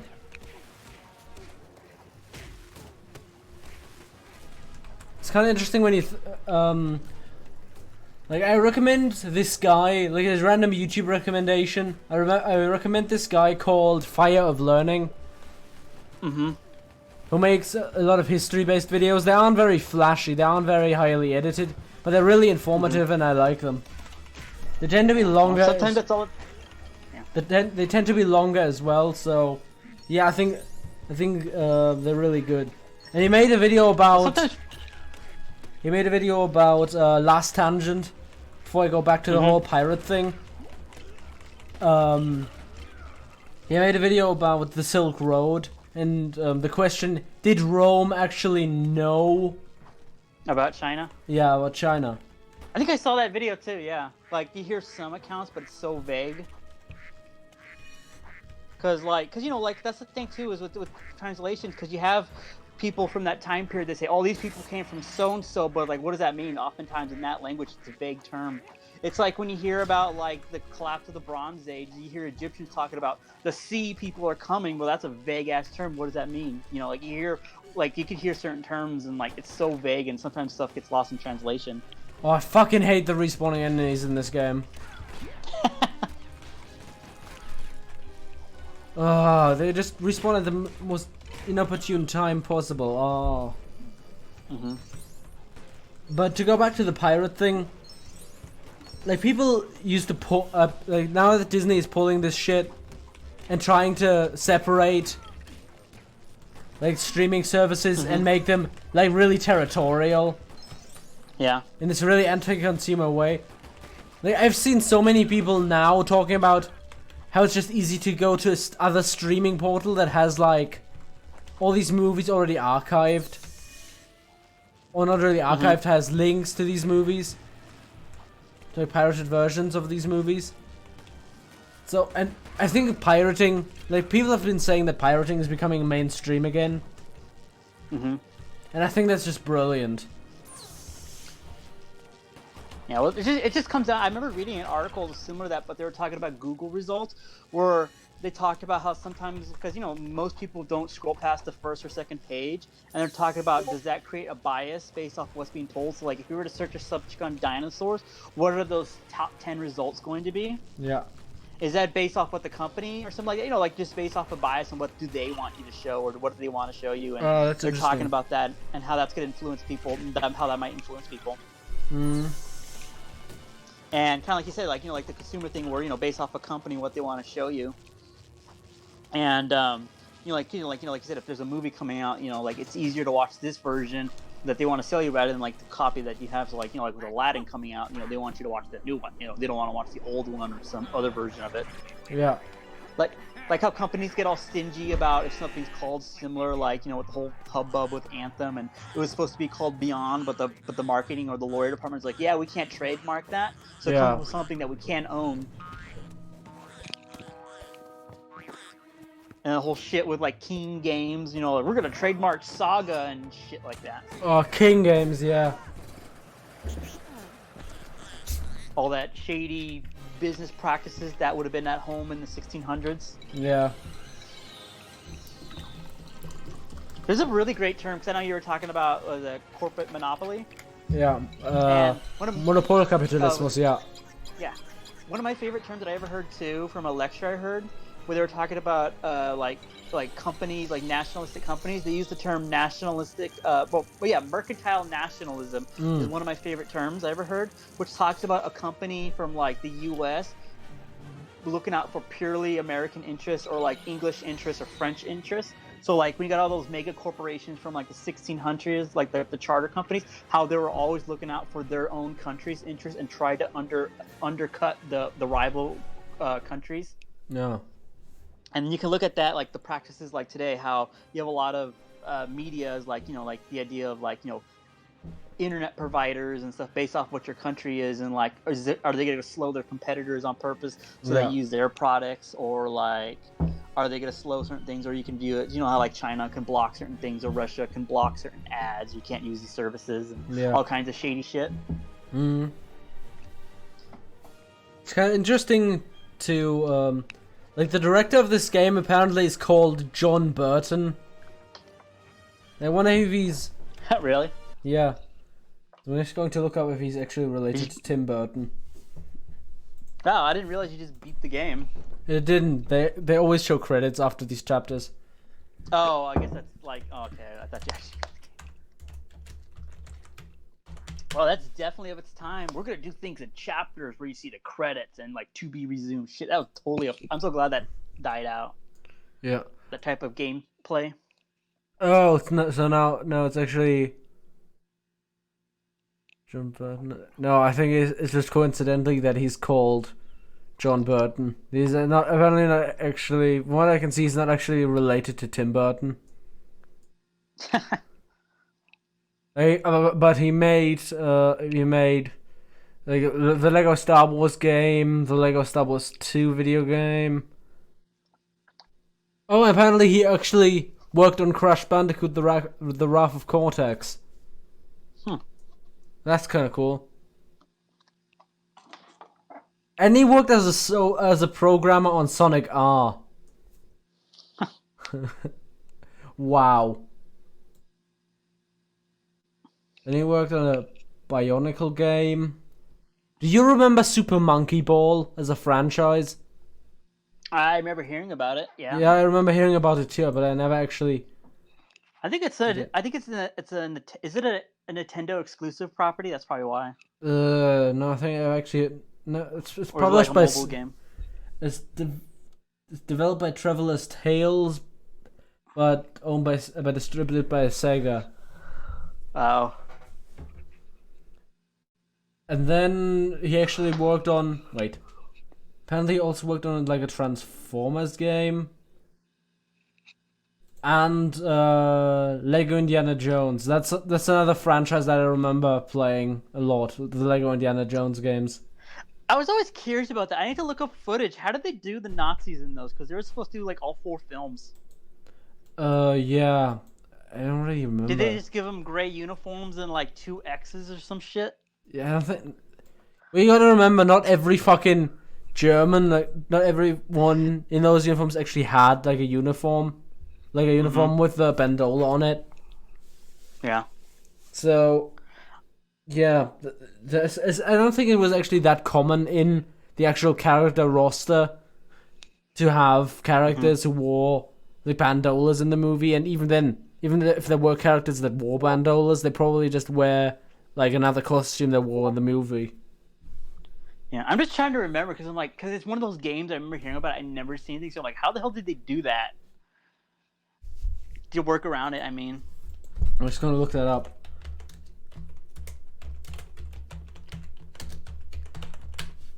Dude, I remember something about the sequel, or whatever. That actually was a creative mode, like a really shitty basic creative mode. That I was so like psyched to actually get into that creative mode, but I couldn't get into that because, well, basically.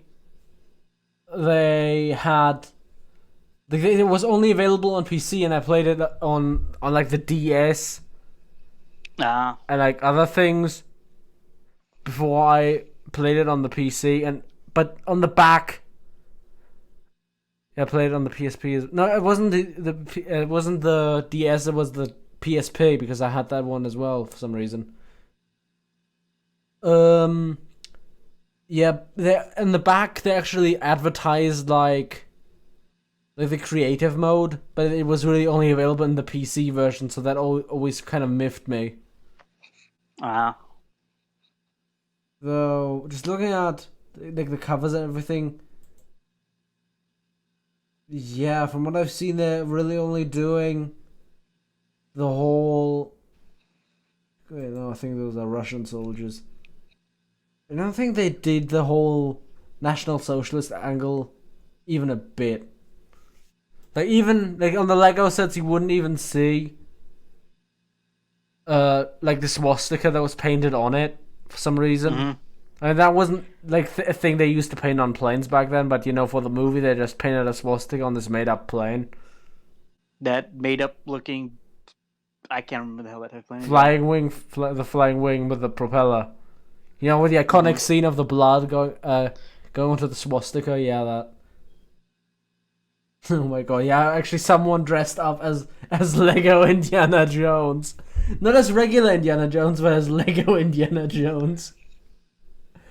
Oh god. Yeah. It's interesting. I feel like this comes back. A conversation about aesthetic because Indiana Jones and Star Wars are all based off of like serials from like the 40s. It's all based off of shit they grew up. So like when people talk about they want to make a Indiana Jones inspired movie, like, do they want to make Indiana Jones or do they want to make it based off of the shit that's inspired by? Yeah. And I feel like when people like, like when they talk about the Star Wars movies and it's like, let's do a Star Wars movie, like why don't you just do stuff based off of that, like like that pulp science fiction, that that space opera, but instead they have to do what it's based, like the stuff, they can't really do stuff based off its genre. They have to do that specific thing that it made. Yeah, or the whole Japanese stuff, like the samurai movies that inspired George Lucas. Yeah, that. Yeah. Akira Kurosawa or whatever that inspired Star Wars too. Yeah.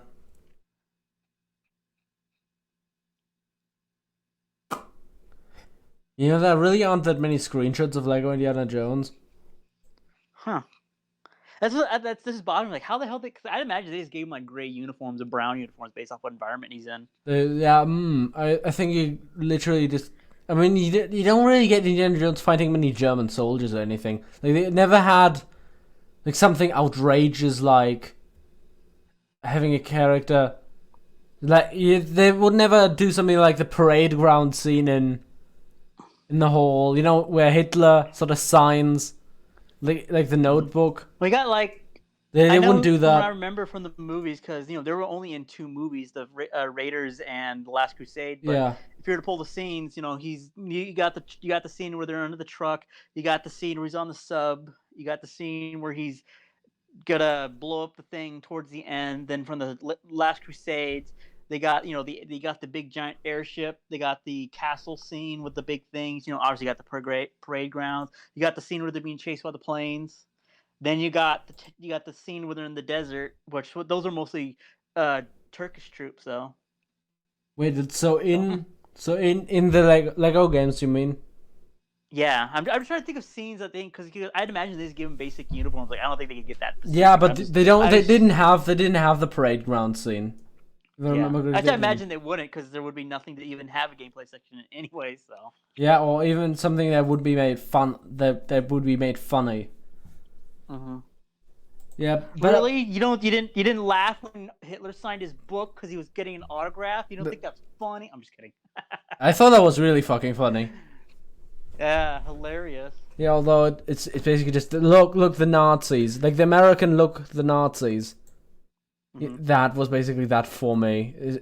I mean, to me that was basically nothing more than that, and that's it's kind of a bit lazy intellectually, but it's a pulp movie. I think it's just it's a movie that, like, they just need a quote unquote stock villain. They're gonna get a cartoonist. They're not gonna get anything complicated. So, like I said, like look at what they did with the when they were in India, and that's how cartoonish that is. And look at what they did with the Russian soldiers in 4. So. Oh yeah, don't even remind me of that. Wow, you didn't laugh when those prairie dogs were looking at the rocket go by? No, I thought I didn't laugh.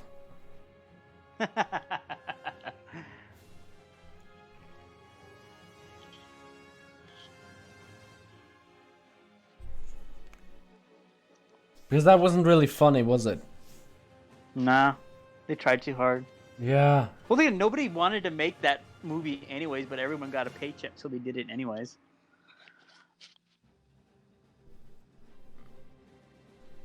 Well, there really aren't many names that I recognize.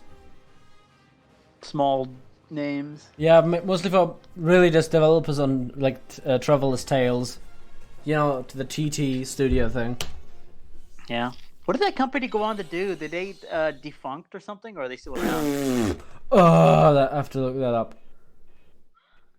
Traveler's Tales. Like, I remember this weird. So I remember this weird fox thing that I used to have in the logo. That I'm looking at right now. It's kind of weird looking, kind of stupid.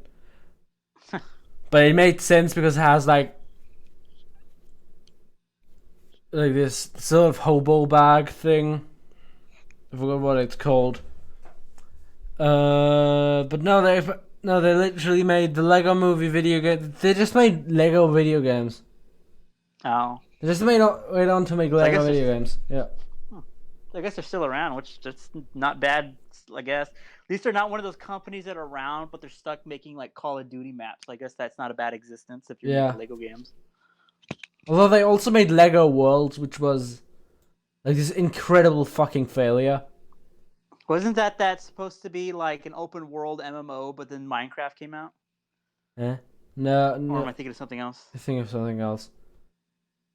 No, this is like this. It's like this Lego themed sandbox. Is what it's called. Like it's kind of. I think it's supposed to be like Minecraft, but it just doesn't have a style in it. It just doesn't look good. It doesn't really provide anything, and it doesn't even allow for precise building. It doesn't even have, like from what I remember playing, it doesn't even have a very like complex, very many like blocks that are actually sort of interesting. Like, it wasn't even that well supported. I wonder if does it actually have DLC. Oh my god, it actually does have DLC. Oh my god. But it's also old. And basically, you can't just put two blocks together and make like complex creations. It's basically just really basic blocks. Or like pre-made stuff. And that fucking sucked. It's basically like trying to rip off Minecraft, but kind of without the streamlined approach to the whole building aspect. Because, you know, Lego isn't this... Lego is more complex than just building a bunch of blocks. Yeah.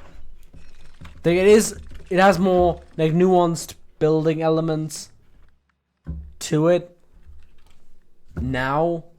And even when it came out, it had like complex windows. That was not just like random blocks. It was not just like 2x4 blocks, 2x4x1 blocks, or whatever.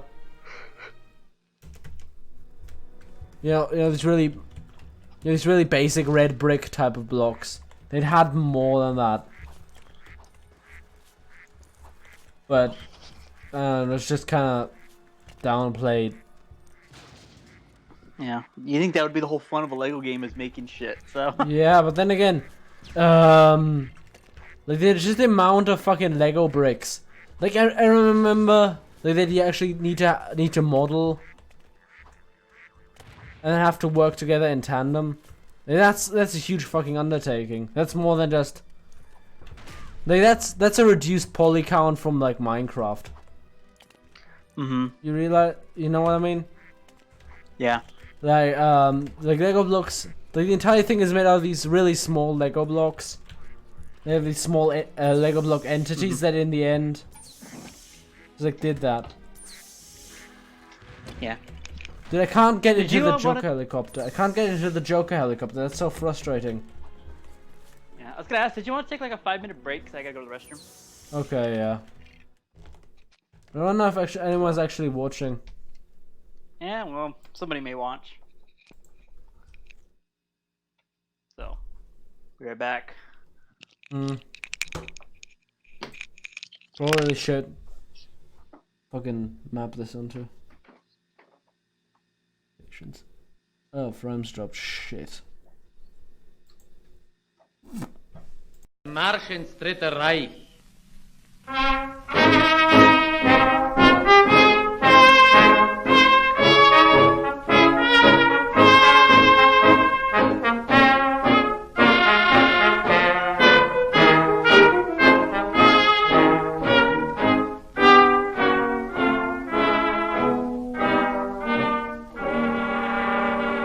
Der Führer sagt, jetzt kommt der letzte Winter.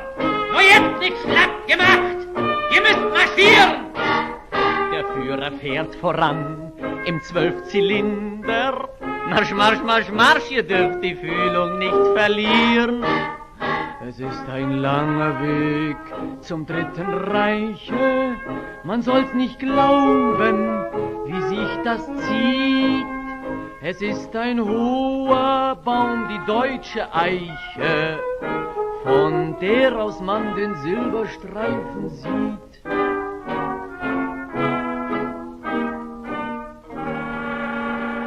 Der Führer sagt, nur nicht in Lumpen laufen, er hat's ja schon gesagt, der Industrie. Wir wollen neue Uniformen kaufen. Der Hauptmann Röhm liebt uns nicht ohne die. Es ist ein langer Weg zum Dritten Reiche. Ein bisschen Liebe macht ihn halb so schwer. Es ist ein hoher Baum, die deutsche Eiche. Und kameradschaftlich sei der Verkehr.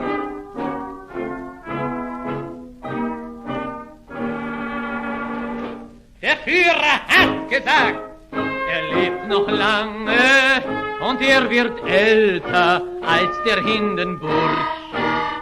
Er kommt noch dran, da ist ihm gar nicht bange und drum.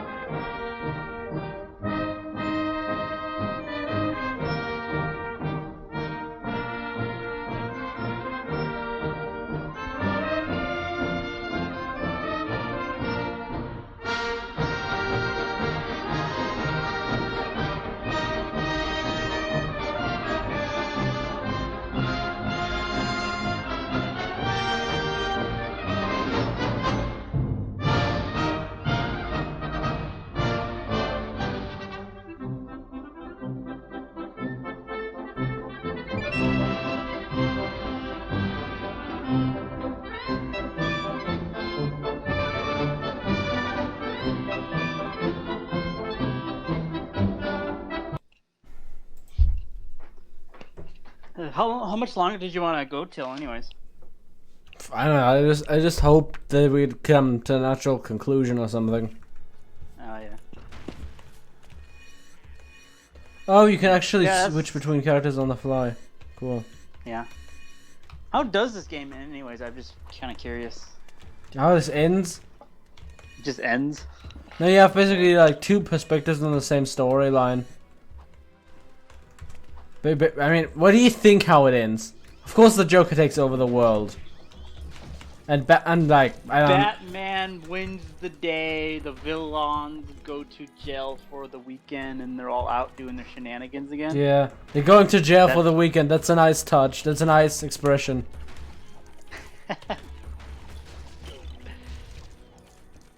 I'd imagine that's how it ends. I mean, going to jail for the weekend. Oh god. That's just so accurate. It hurts.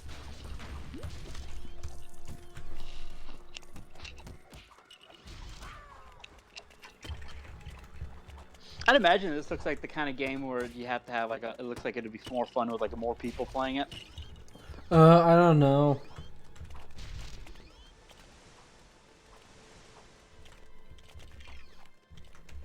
Well, I just kind of love, look, oh, just basically says hacking. It just says hacking. Hacking with like the Matrix screensaver in the background going on. Oh, that's another thing. What do you think of the Matrix? I don't know, I think they're pretty decent movies. They're enjoyable. Really? Yeah. To like, you know, because now the modern consensus, like, it's hard to tell because when they came out, I thought they were the coolest thing. Like, when I first saw the Matrix, which I think I was like 9, might have been. I think I was like 9 when I first saw it. It kind of blew my mind because I thought it was just a regular action movie because I grew up watching a lot of action movies. But it blew my mind when it turns out plot twists are in the future. And that kind of just blew my mind, and I thought that was just an overall cool concept. Yeah. And then when the later movies came out, it took me years to realize it, but as the movies, the sequels, they're more of a meta commentary on the response of the movie, the first one that came out. Where they were kind of going for it's like, oh no, we got this huge fandom, well let's just do a meta commentary on how there's not supposed to be a prophecy and stuff like that. So as the later sequels came out, it's supposed to be like a meta commentary on the response of the first movie, but I guess that kind of got lost in translation. Though there was this funny fact, I think it's from Fact Fiend as well, where the Wachowskis basically they gave all their actors had to take like a test of like so they can understand the script, and the only person to pass their test with flying colors was Lawrence Fishburne. Wow. If he understood the story.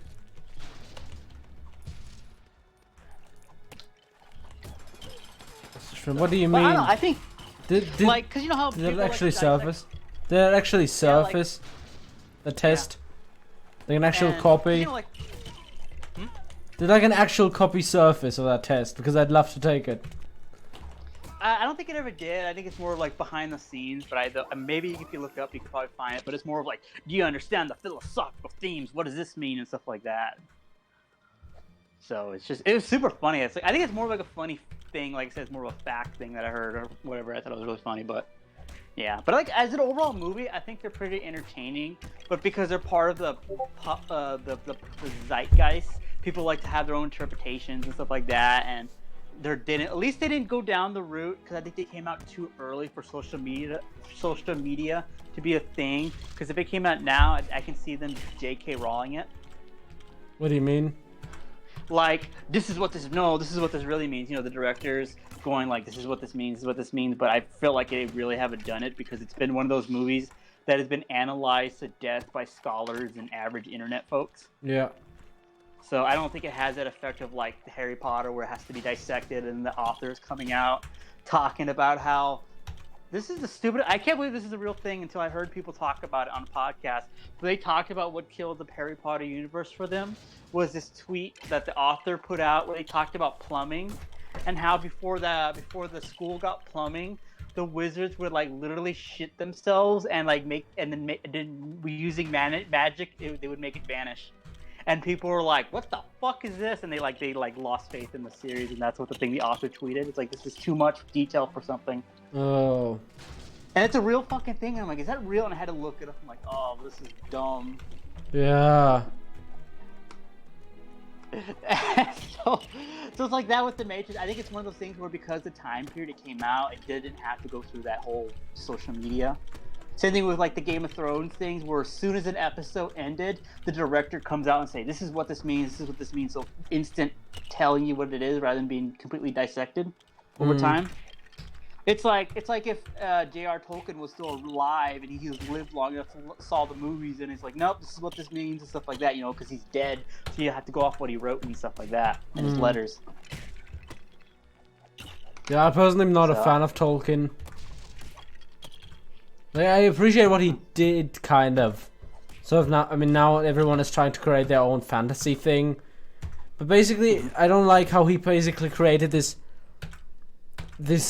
generic standard of like what even the concept of fantasy is supposed to be. basically wrote the book on it. Is that what you mean? No, I mean what fantasy is supposed to be as a concept, as a term. Yeah. Well, I feel like this conversation would almost go back to like the H.G. Wells thing, where it's more of a product of its time. Because when you read a lot of behind the scenes back then, like fantasy stories were seen as children, so he had trouble getting it published because people saw it as like fairy stories. Yeah. So people didn't. And then because he was J.R. Tolkien, he created his whole language because he was into languages. So he originally wanted to like have the whole thing and his whole story written in his fake language, but people were like, that's not going to work. Yeah. So, like, he wrote the book, but because like John Carter, where it basically wrote the standard for sci-fi, everybody took from it, like Night of the Living Dead style, where everybody took something that he created and they made their own thing, and then he became the standard of science fantasy setting. So I think it's more of a product of his own creation, because if fantasy didn't take off and it was just J.R. Tolkien and like C.S. Lewis or whatever, then that would be it. But since everybody has to constantly borrow from them, it does become a standard generic setting. Yeah, I think it's just, I don't know. I just can't go to Lord of the Rings. I just can't look at that. I just feel like I've seen everything before. And like only like the specifics of like Elvish. Like I don't care about Elvish. I care about stories. I care about settings. And I think I've seen everything that is to Lord of the Rings. And people just trying to make this out as like this big thing. This always pisses me off. I know this is not what people try to do, but it's just that, come on, what is there to do now with Lord of the Rings that a million other people haven't done? In recent memory. What Wizards did. What? Turn a fantasy setting into a post-apocalyptic setting where the villain digs up Nazi propaganda so the hero that shit. uses a gun to shoot a villain. That's the greatest ending to a movie ever. Oh, I remember that. It was such a dumb movie.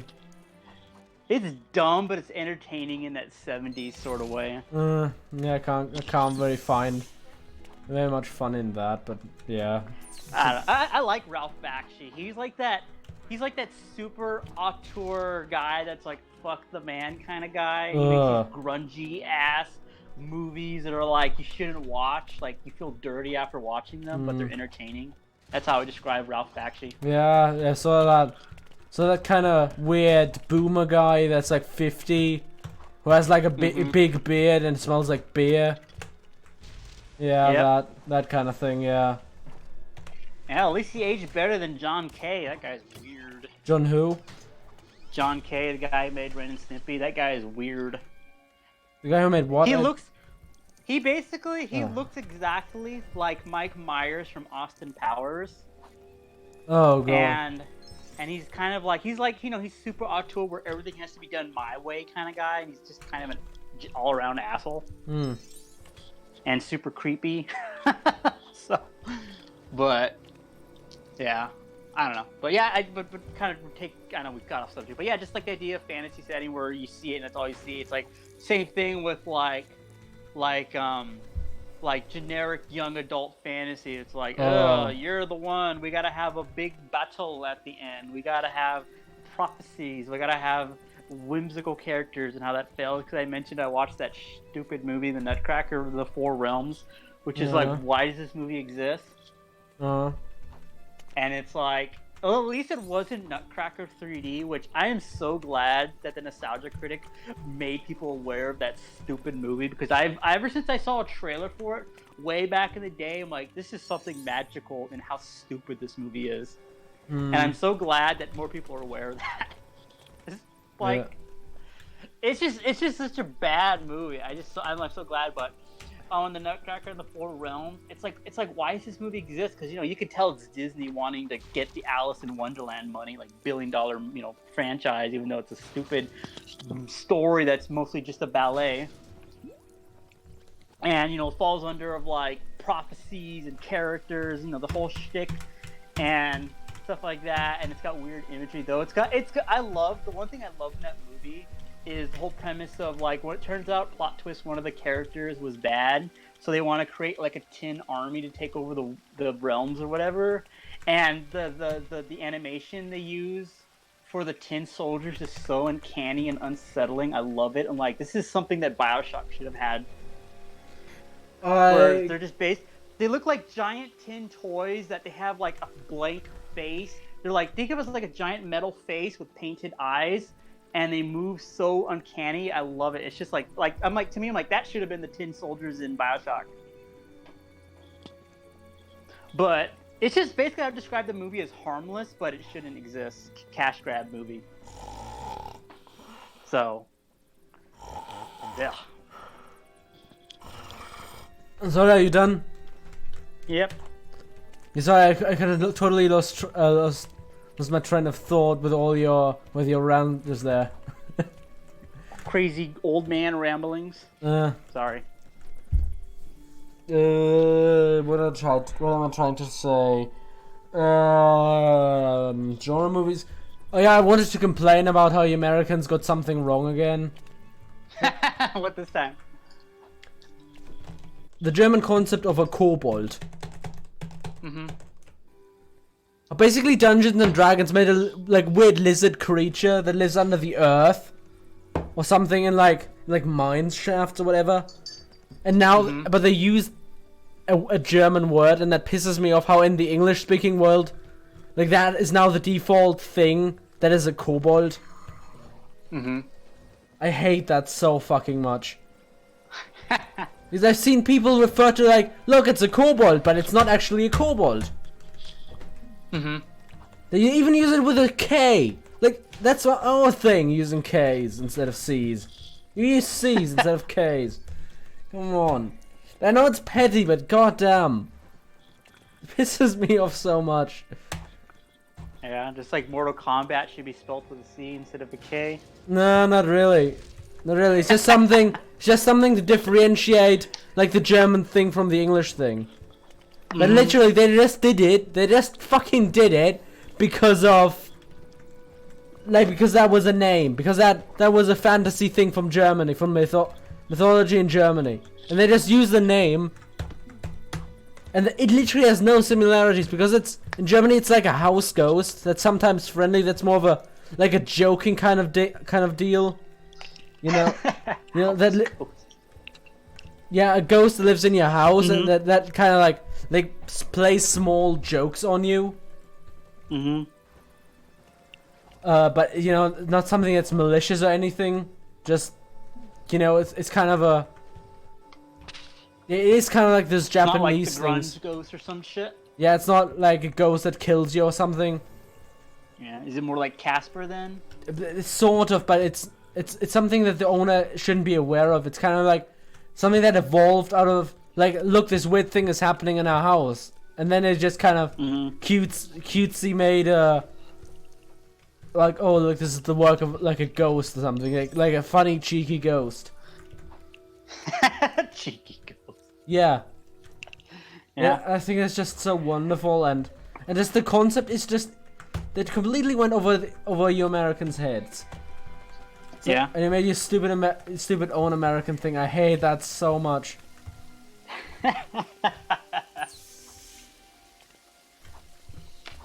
I gotta look this up. I feel like I've never heard, because I don't really like fantasy shit, so I feel like this is the first time I've ever heard Cobalt. Yeah. And look it up. It's so stupid. I'm getting power tools. You want me to spell it? Let's see. It's literally just K-O bold. That reminds me, have you ever seen Batman the Brave and the Bold? I've only seen a couple episodes. Is it good? It's pretty funny, I guess. It's not like it's you know, it's made to be humorous. You know, it's not made to take itself seriously. Though, if you're looking for the animated Batman the Animated Series, you might as well keep looking because it's made to be more humorous.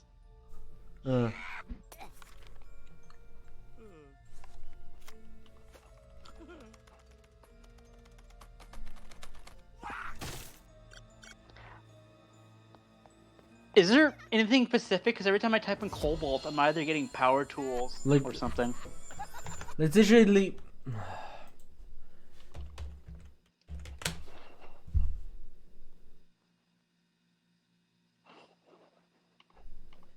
Yeah, but the first result is literally a Wikipedia article. Just go to Wikipedia and type KOBOLD.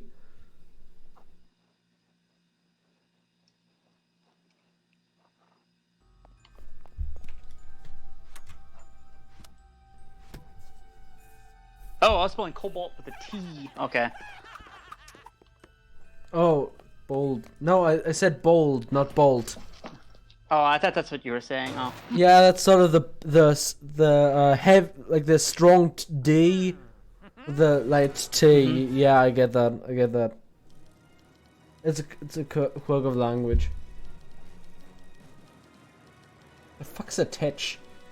Titch. I know what a thatch is, but not a titch. Titch.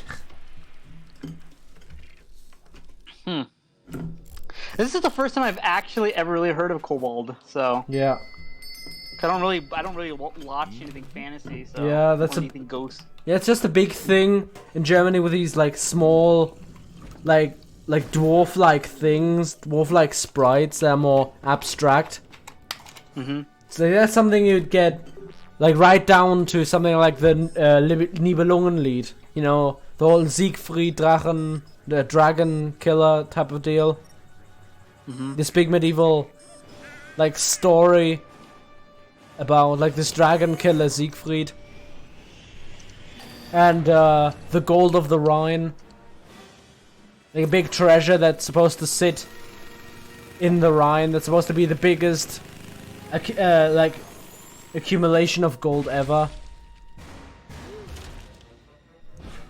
And yeah, that's sort of this kind of background that's very prevalent in Germany. But, you know, whenever I dive into the Anglosphere, I always hear this in the context of, like, a small lizard creature. It just always pisses me off. It's so petty, but, you know, it's like a culture little thing. I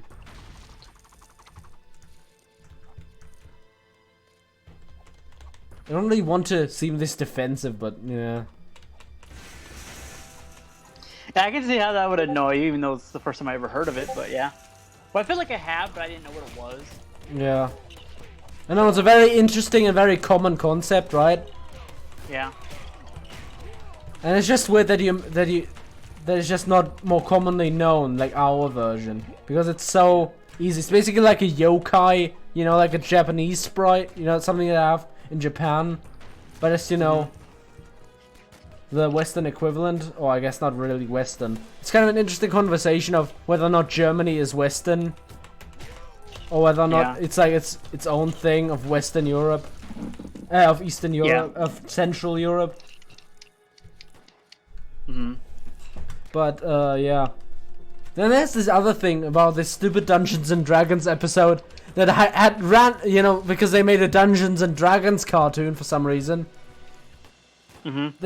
Where they had this Stuka pilot. Like, they actually had a pilot, like, from our dive bombers from the war, like, appear in an episode of that fucking show. Why is there a Stuka bomber in there? Is it just because, or did he get transported out of the timeline, or what? Yeah, this weird, like, this weird generic evil wizard. Like, okay, the plot of the story is they have this jet. He kidnaps, like, this jet from, like, his own time, from, like, I don't know, the future, or maybe the 80s or something. You know, when it's actually taking place, it's kind of unclear. That has, like, lasers and, like is, like, vertical takeoff and landing, that kind of shit. And then they, like, take the pilot captive of that, and then they just randomly just take a Stuka pilot from the war, but it's not actually, you know, a real... Interestingly enough, it wasn't an actual point in time where Stukas were actually used. They actually took him from supposedly 1945, even though Stukas were basically outdated. Like, they were a thing that kind of were used in Russia. Like, I think until 1943. But then... Sounds about right. But then they were sort of taken out by something like... I think just fighters carrying bombs. Because they were something like the Focke-Wulf 190, were basically just conceptualized with the concept of taking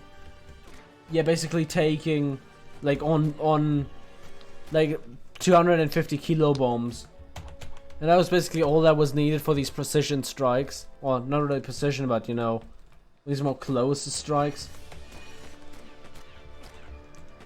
And yeah, basically they had this from 1945 when it was already like out of usage in the German army, you know, in the German Air Force. And they were supposed to have him like win the war, so that, you know, these American kids would like stop existing or something. You know, because they have a futuristic plane that's gonna be enough for Germany to win the war. You know, like this really stupid premise. That sounds like an episode of Captain Planet. There was something similar to that. There was one where they have to go back in time. Yeah, to stop like Hitler. Yeah, really. I thought it was just like the villains from that show selling like pseudo Hitler nuclear weapon. I thought there was actual time travel. I think I'm trying to remember. I think there was actual time travel where they go back to World War II or some shit, and it was actual Hitler. No, it was supposed to be like Hitler, but it wasn't like Hitler. You know what I mean? Was it the OG? I guess. Huh? What do you mean? I can remember because I. Never mind. Anyways, continue. I'm What do you probably mean? overthinking it. What do you mean with OG? The real Hitler, because I thought it was just the real thing and there was time travel, but then again, Captain Planet was a weird fucking show. No, it wasn't like a stand-in for Hitler. It was actual time travel into the past, but Hitler didn't look like Hitler. Oh, yeah. Like he had a different beard or something. It was really stupid. Was it like one of those weird things where it's like, if we take off his mustache, that's not Hitler? Like, weird censorship type thing? Or? No, he had a longer beard in this time. Ah, okay, I see. God, which game did that? I think it was like Contra or something like that, where they just took off his mustache for the censorship, and it was like, we still know who the hell that is. I can't remember which game did that. There's a real famous image of that. God, censorship's weird. Yeah. But that sounds like a weird episode, just in general. The Dungeons and Dragons are the one you're describing. Yeah, and then basically it was just like, oh my god, like, well, it was something that I don't think any German in 1945 were like really onto, you know, because that was when like the Americans were bombing, like when you were bombing us, like really fucking heavily, like February, like that huge fucking raid that took out so many German buildings, so many like important historical parts of cities.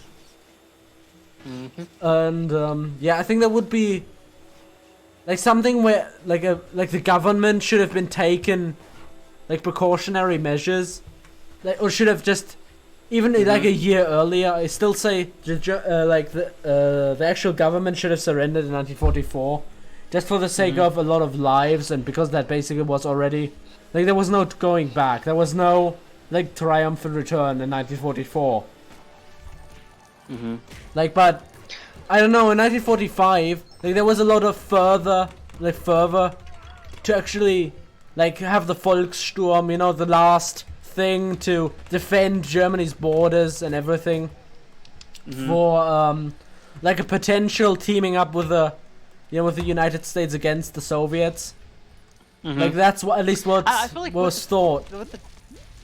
I feel like with the times, with the mindset of the mentality, I don't even think the Allies would have accepted a surrender from Germany, because that was that time period. Because you had the English and the French were like, we're not accepting nothing but total defeat, because otherwise it'd be where they would have another war. Same thing with Japan. They wanted complete, total victory, not like surrender victory. Yeah, but people. I know that's what I read in a lot of books too. That's what they said. So. Yeah, well, I've heard people saying that, like they should have done this. Like really early, like a few years before, like before 1945, to actually have, like go into negotiations that would have actually taken a really long time to go through to actually, you know, build a solid base of trust. But yeah, basically that was not going to happen. But you know, it was basically just them trying to make it happen, to make, to basically save the image of like their own government, of basically, they thought, they are going to be like these big heroes against like this strong enemy of like the Allies, you know? Like they were the ones holding out, the ones trying to defeat, trying to, you know, defend the German way. I mean, I suppose that's one way to spin it. Like, I can see that. I can see that, you know, as like in certain parts, as like a valid thing. They are not trying to justify like any of the horrible things, but you know, kind of a traditional like German culture. Yeah, but I mean, you've seen what what America has done with Japan, sort of that kind of deal. You know, sort of prevent that Americanization of that kind of like foreign culture takeover. That was the fear in Germany. That like, I can see that in that sort of way, but you know, of course, it was completely ludicrous. So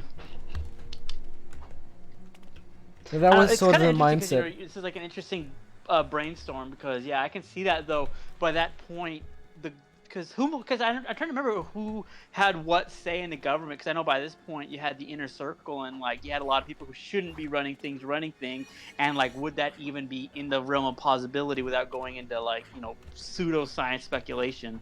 What do you mean? Like, who was controlling who was making the decisions? Because even if, you try to say, face in 1944, who would then, if, say, for instance, they were to come to the negotiation table, and if it were to succeed, well, how would the post-war government be? Like, who would stay in power? Yeah, that would be so interesting. They would get new stuff. Yeah, that would be so interesting. And how much could be saved? Because if Germany were to say for instance Germany surrendered in 1944, they had the Soviets, but at the same time you still had the Soviets doing their own thing. Just because the Allies were I think the Soviets would have not accepted anything less but utter surrender. While say for instance the Allies would have accepted it, then that would mean the Allies would have to gear up to fight the Soviets, which would have been an extremely costly war, and I don't think they would have wanted to fight that. But then you want to go back to if the scenario of the post-war economy of who would be in power, who would be this, how would you redistribute land? Well, then you would have people come up and say, well, this territory was taken, with all the Soviets. How much would the Soviets take? Because they're not going to back down because you got Joseph Stalin still in the area, and stuff like that. So it's a real interesting scenario that we're talking about. So. Yeah, I know, that always fascinated me as well. But it's really interesting. Like, it wouldn't be as bad of a. I don't think it would be that bad. Like, actually, it's kind of really difficult to even make concrete statements because it all depends on decisions from the Allies. Because how much they would actually support, how much they would support the Soviets. I mean, and Same. And you're totally right. It depends who's at the negotiating table, who's negotiating what. Are the British there? Are the French there? But the Americans are still fighting the Japanese at the same time. So who's negotiating? Who benefits the most? Are the Soviets involved in negotiations? Etc. Yeah. So.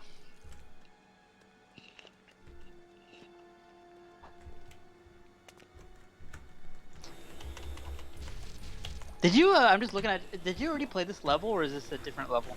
That was the level where Robin got stuck in the level geometry. Oh, okay. Yeah. I don't think I can play the Joker level without playing this one first.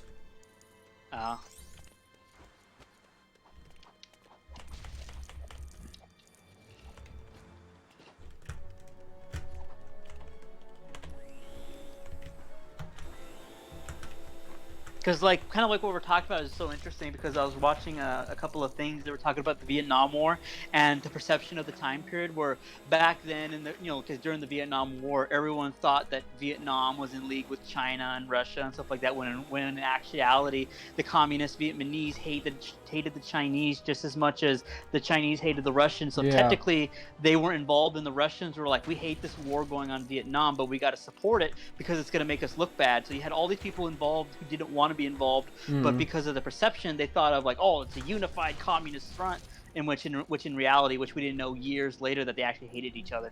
Yeah, it's so interesting to actually think about, like, the whole concept of like that period of communism in general. Like, I don't think like a unified. You see this even in a lot of countries now, that you don't have a unified, even like a concept of unified socialism, like, or social democracy. Yeah, because I think it falls under like the culture. Because you can have the idea of like, we're gonna install a democracy like the Americans like do, but that doesn't work. Like, you can't just install an American style democracy in like another country and expect it to work. It has to work with the culture, and I can imagine why with socialism too.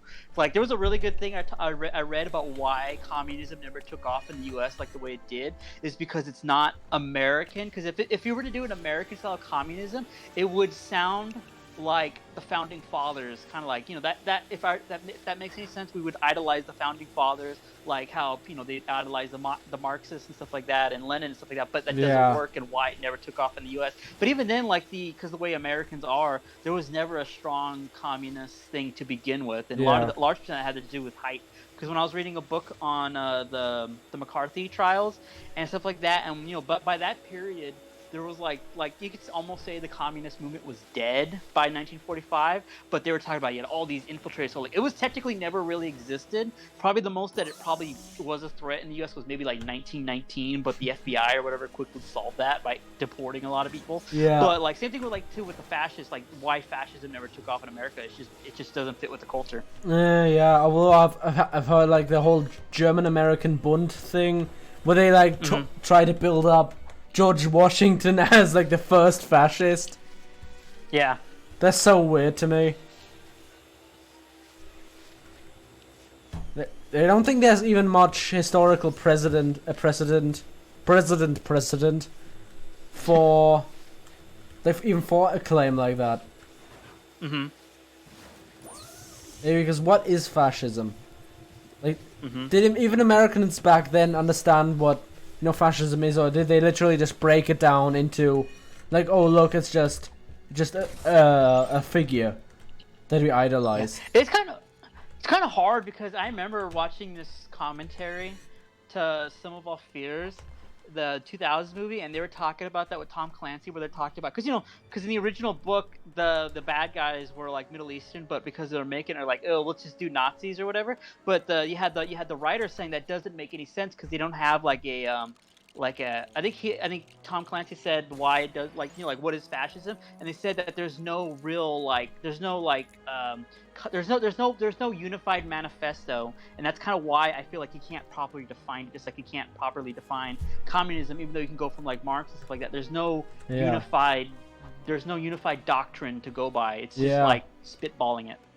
Yeah, I don't think even the communist, like the whole concept of like a movement of different countries moving towards like this one goal of unifying communism, like that makes no sense.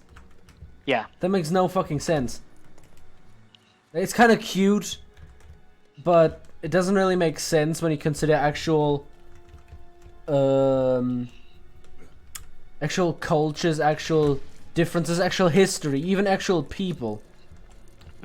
It's pretty bad when you have your own doctrine basically just being about, hey look, we don't like capitalists. Like, I can get that, but I can't get like trying to make everyone like us. Not everyone like admire us. I mean, literally make everyone similar to us. Like, how? Yeah.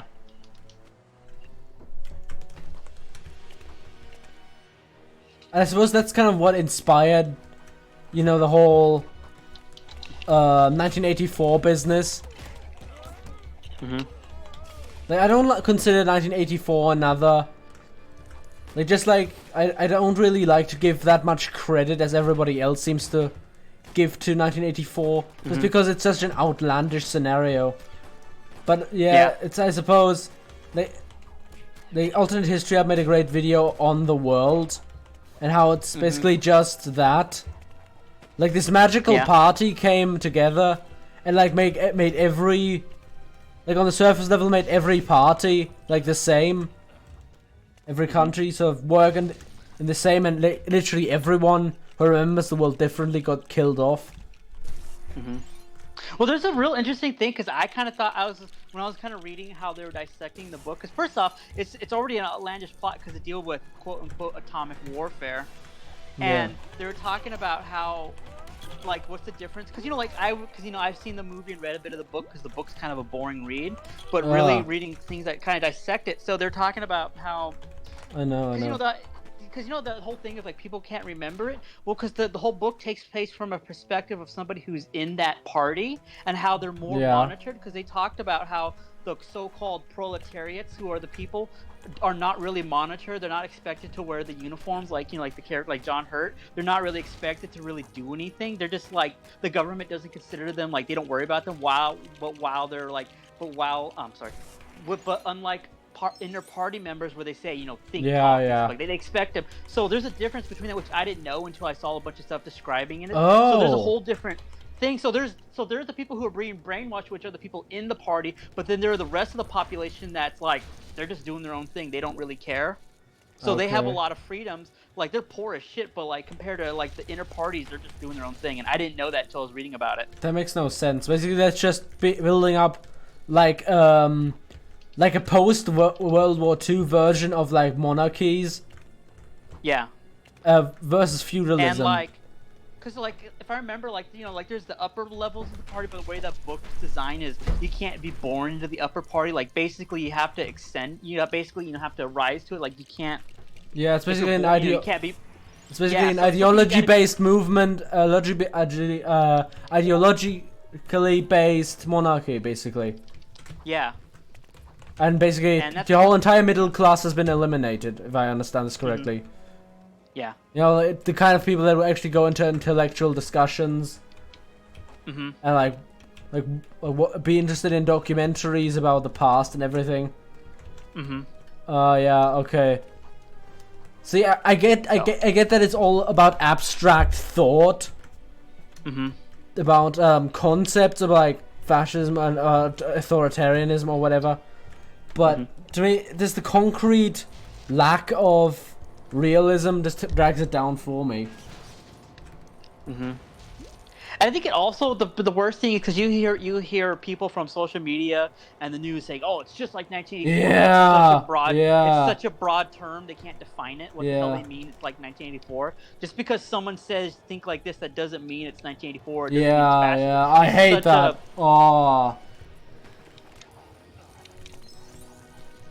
I know what you mean. It's so annoying. It's so annoying when they do this. Oh my god, George Orwell would have fucking rolled in his grave. I know he fucking wouldn't. Because, he's someone from a completely different era with completely different surroundings. With like Stalinism still around, with like the memory of fascism. And he's British. Yeah, he's an Englishman on top of that, so... Yeah, that's another like important variable to be considered.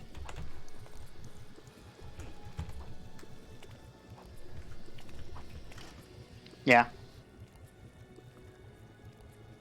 So I think if anything, though, the biggest thing was same thing. Like you can elevate that discussion to something bigger, where because what is fascism, what is communism, what is democracy, is because it's so vague. There's no real concrete thing, and because it's so loosely interpreted, it can be so loosely interpreted.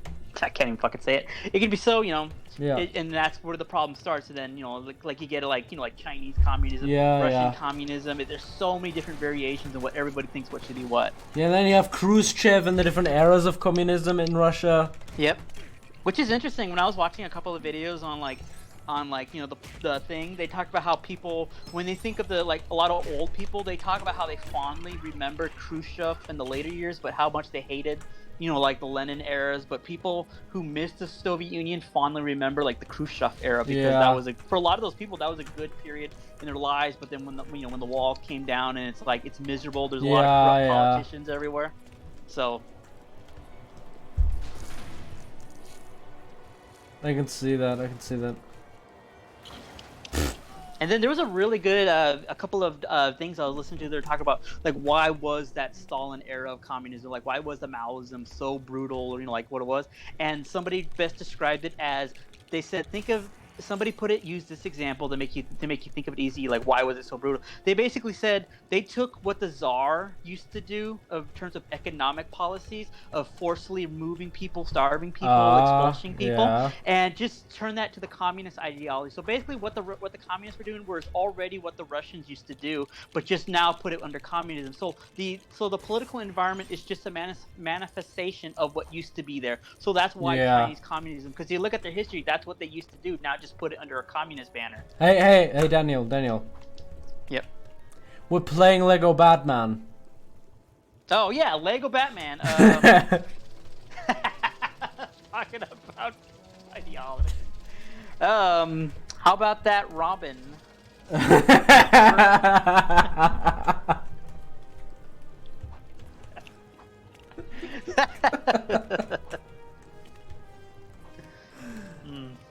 Yeah, you get a lot of these fucking.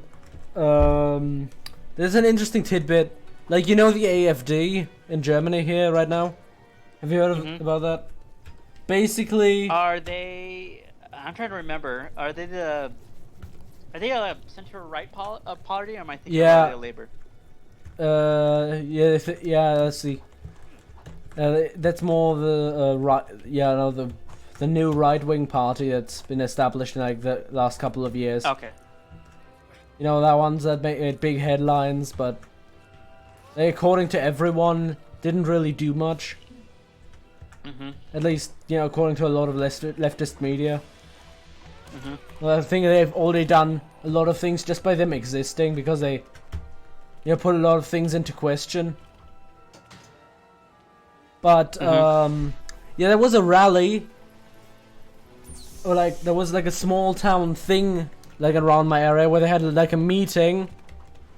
And apparently a lot of the arguments were reportedly, like I didn't really expect this. Like, it was around my area, like it was like here in the neighborhood. It was about a bunch of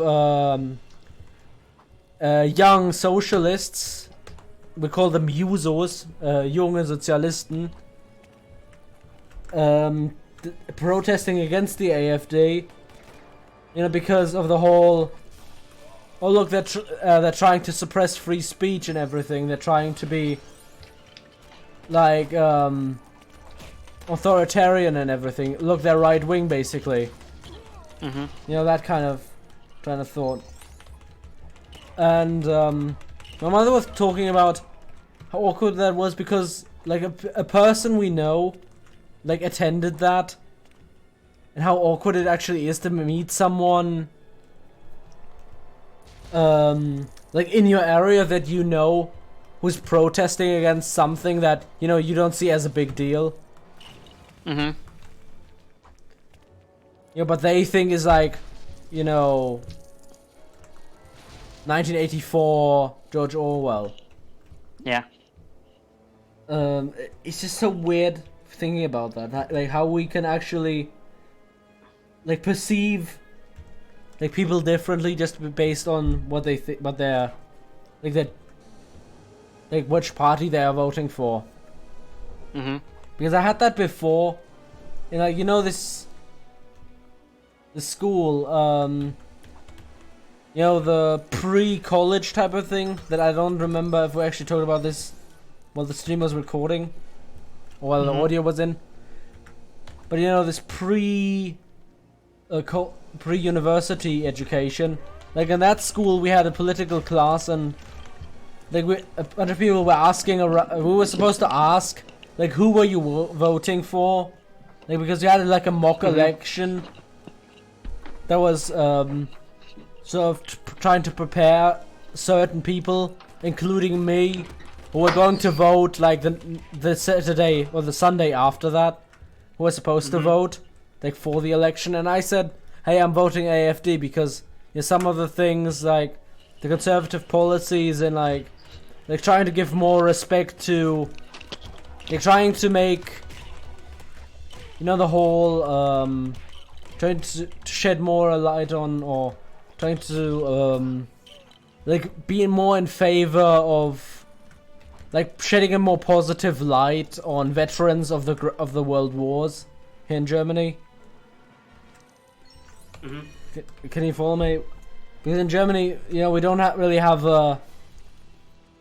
like if you're like a known death, like if you died, you're just basically this, oh god, you're this person who died for the wrong cause during the Hitler thing. And or if you're not that, you're basically just all a Nazi, you're just all basically a war criminal. Regardless of what you did. So basically the thought of people going for that, people voting, or people trying to like representing people who don't think that way, or who just see it as normal soldiers who wanted to give it more of a respectful type of angle. Like that appealed to me personally, and honestly that's all I really needed, that's all I really cared for. So I voted for that, and like there were these girls who asked me, who are you going to vote for? And then I said AFD. And they were basically like, what? Why are you not voting for this one? Why are you not doing this and this and this? And I said, yeah, because this is important to me. And they were just saying, oh, why are you not voting for the CDU? You know, the Christian Democrats. And to them I basically said, because they're far too left-wing now. Because that's another, you know, political development in Germany, that because we had a great coalition, sort of a lot of the left wing, or the supposed left wings in the Social Democrats and the Christian Democrats were supposed to be more right center. Like they moved so close to each other and didn't actually, you know, like feel like they impacted anything. They basically drowned each other out in this great coalition. So basically I said that, and they were completely horrified, because once again it's just a lot of I'm saying, like now in retrospect I see like why a lot of young people would be afraid of the AFD, just because like there are a lot of climate change deniers there, which kind of disappoints me. But yeah, basically that's just looking at one of the sides of like this whole political thing. And that's another yeah, that's it's one of those parties that has something you agree with, but they have stupid shit attached to it, kind of thing. Yeah. I can see what you mean. Yeah, and so it's just so weird to have people like being treated as like saying, oh, you're anti-free speech, you're anti-this and that. Which is just, I mean, we're living in one of the most moderate times in politics, basically ever. Like, the most controversial thing is literally just tariffs. The most controversial thing is literally just trade tariffs. Like, sure, there's some things like about conversations about the German national anthem or whatever. You know, because blah blah blah blah blah blah blah. But that really doesn't matter. That's really not in the forefront. And really the most actively controversial thing is something like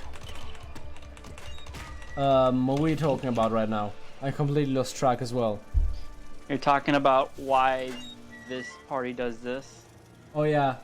Yeah, basically their impression is just so like skewed. Their view of the party is so skewed because it's so easy to just mark them down as, you know, the right wingers, the dumb right wingers, or the ones that actually want to take away our stuff. And sort of I can see this in a way, in the way of economics, like a lot of lobbyists. The people I've heard from the AFD that they're talking about a lot of economic terms, and they defend a lot of the big corporations, a lot of the lobbyists for the sake of the economy. But yeah, that's really only a part of what it actually is. Mm-hmm. And it just kind of makes me sad that we have people who are now saying, "Oh, look, this is like the new fascism, the new right wing, whatever, the new right scare."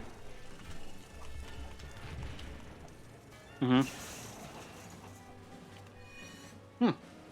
Did you see hear about another country's politics and generally what the zeitgeist is there? What's the mentality of people and stuff like that? Yeah.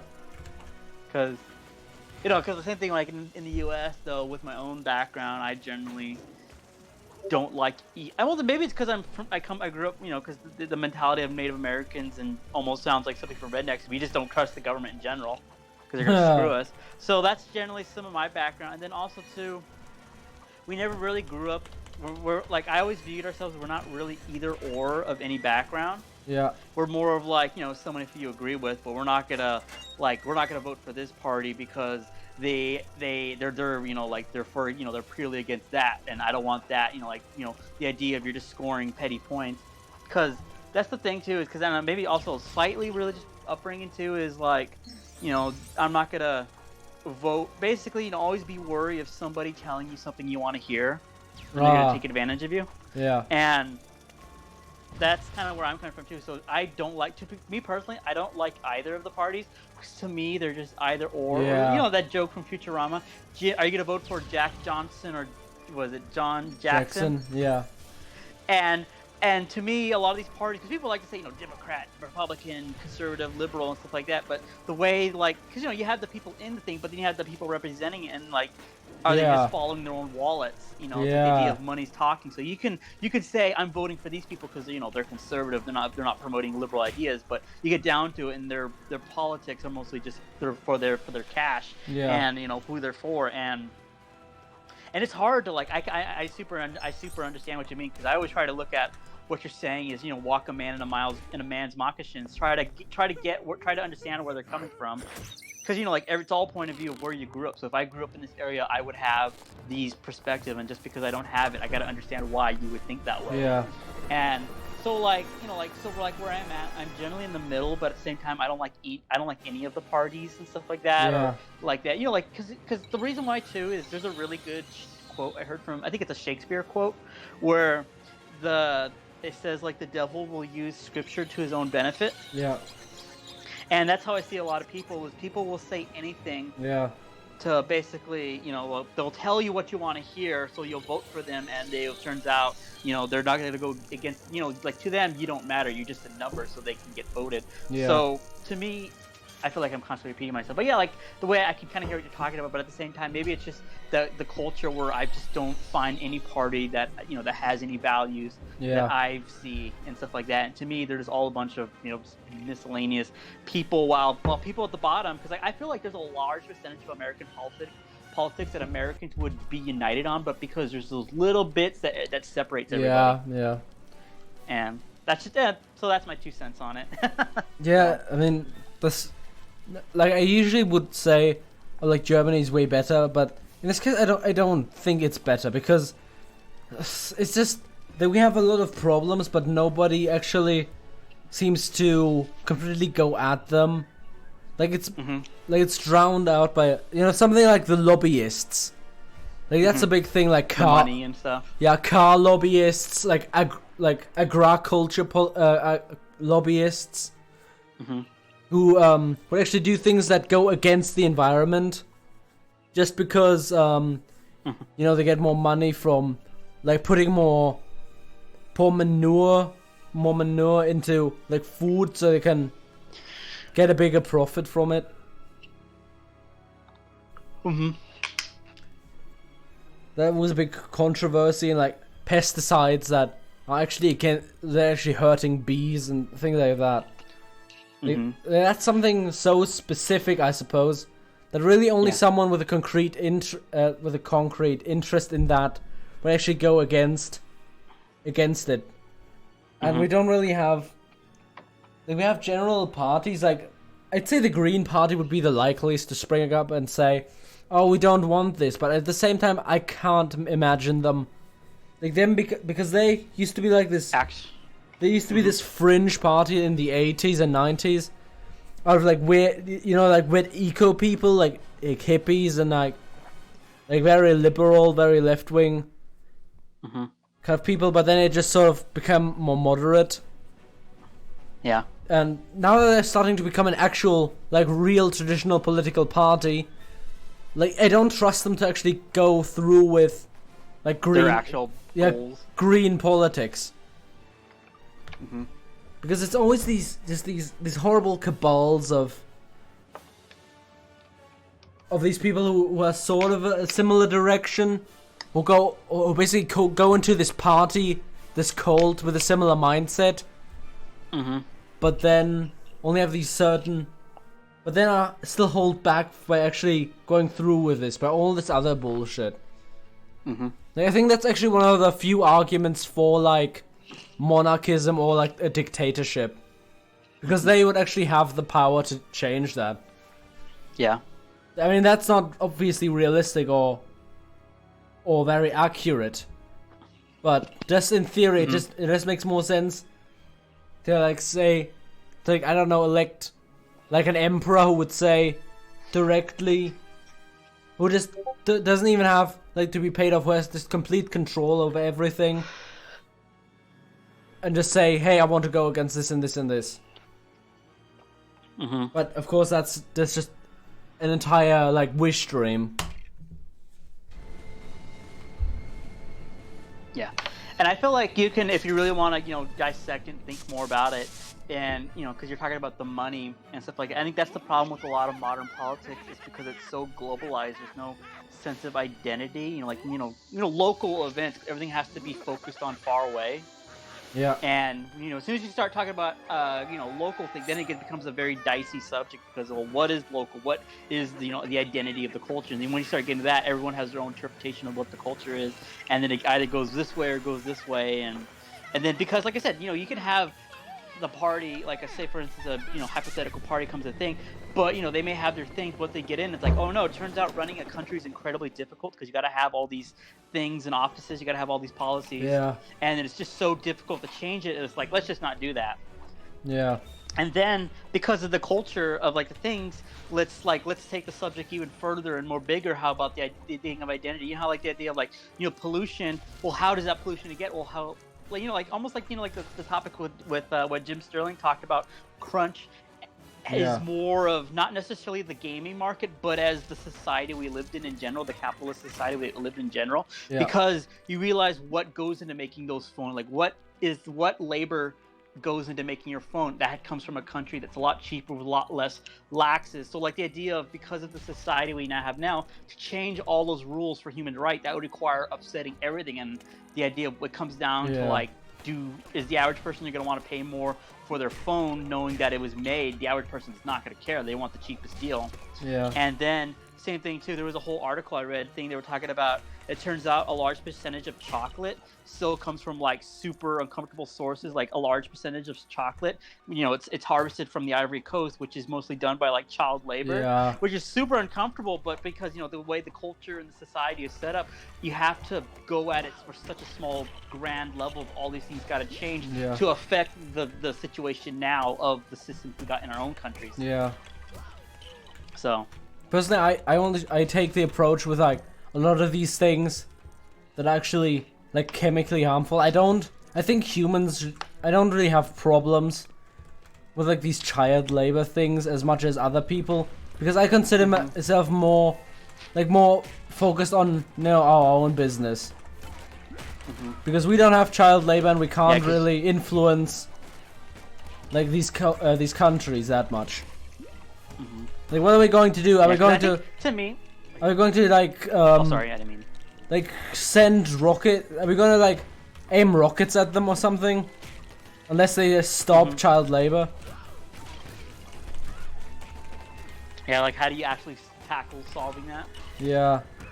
So I just think... Like, you have to remember... Yep, sorry. No, sorry. So I just think it's much more important to go at, like, things in our own economy. Things like our own, like our own pollution, our own agriculture, like our own agriculture, and that some things that we can that actually harm us. They can actually harm ourselves. That we can actually harm ourselves with, but can also actually change. Yeah. Because I feel like the biggest thing that is harming people that nobody thinks about is like, you hear stuff about microplastics and how it's in fucking everything and it's toxic. But then if you want to change it, how are we going to get rid of that stuff? Because there's already so much of it in the environment. If we were to magically, say we're going to stop using this, how many countries are going to actually get on board? But then if you do get them on board, how do you know they're not going to pull like what Volkswagen did and what their cars were saying? Oh, these cars are economically, but it turns out they adjusted the computer. So you have a sense of honesty right there too. Like, what if we do magically do it? How many people are going to actually contribute to it and stay with their promises? Hey Daniel, we're still late playing Lego Batman. Batman.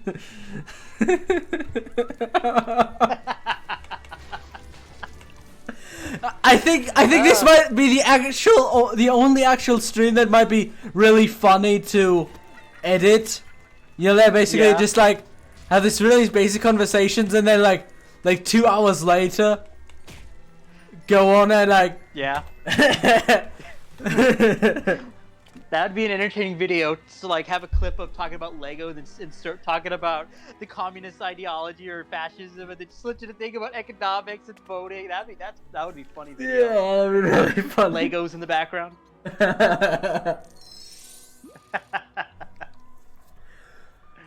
Oh, what a crazy stream.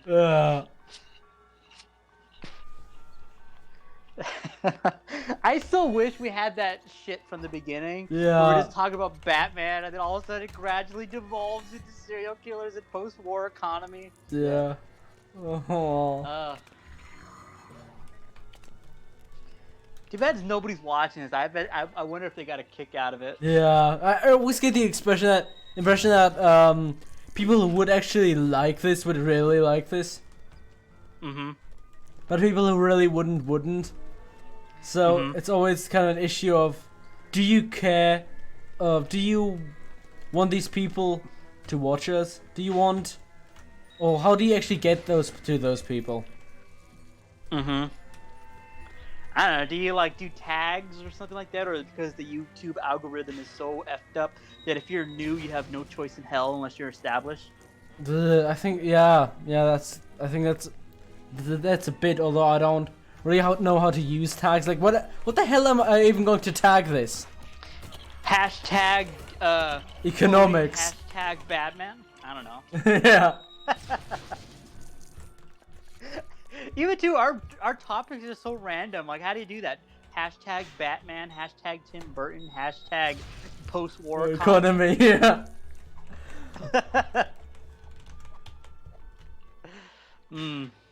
So miscellaneous.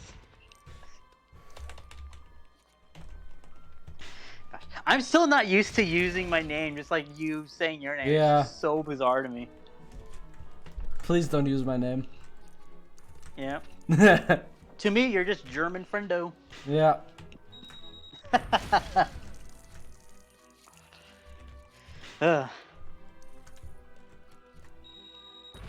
But I don't know. What do you think of this new thing I remember hearing about? It's like, because YouTube's getting, because the money, YouTube's worried about money, so we're going to put down the hammer on content like usual. So they're talking about any so-called fascist stuff like that. They're going to be more anal about it than usual. Dude. Imagery. Let me just pull up my liked videos section.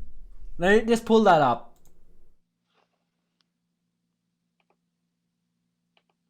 Deleted video. Channel has been terminated. like video.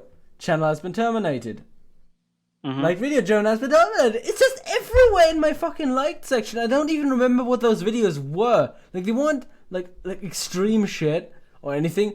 But I am just baffled as to what I actually liked. I think some of this was actually literally just, like the newsreel. Like, because I like to go on a lot about historical footage and everything. And I just deleted that, I think.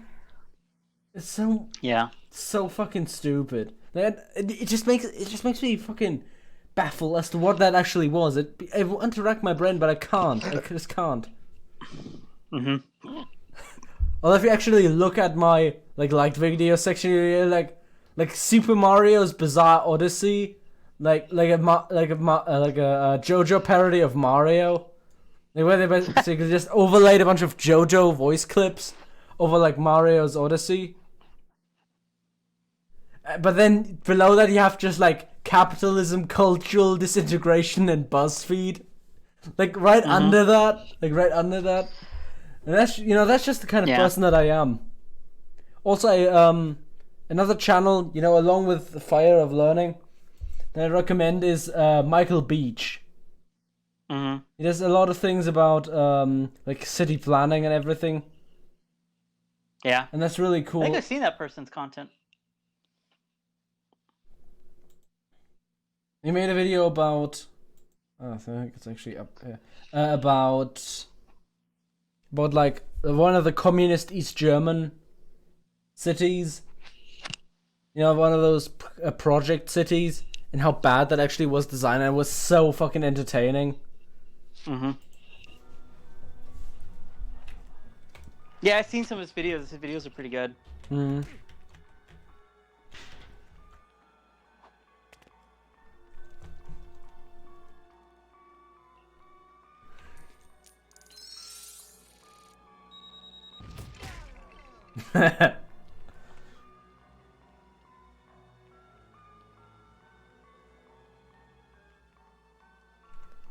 Yep, that's another clip that goes into the highlights reel. Yeah, talking about other people's content. Yeah, that's what you do. No, actually, I just had Lego Batman flying in a toy plane.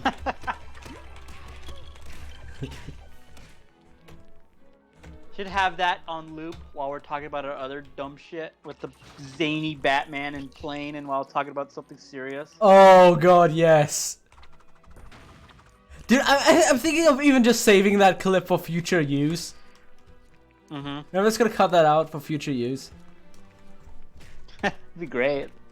Yeah. Just every time, I cut in a clip of, if we're gonna do a highlights reel in the future, I'm just gonna use a clip of Lego Batman.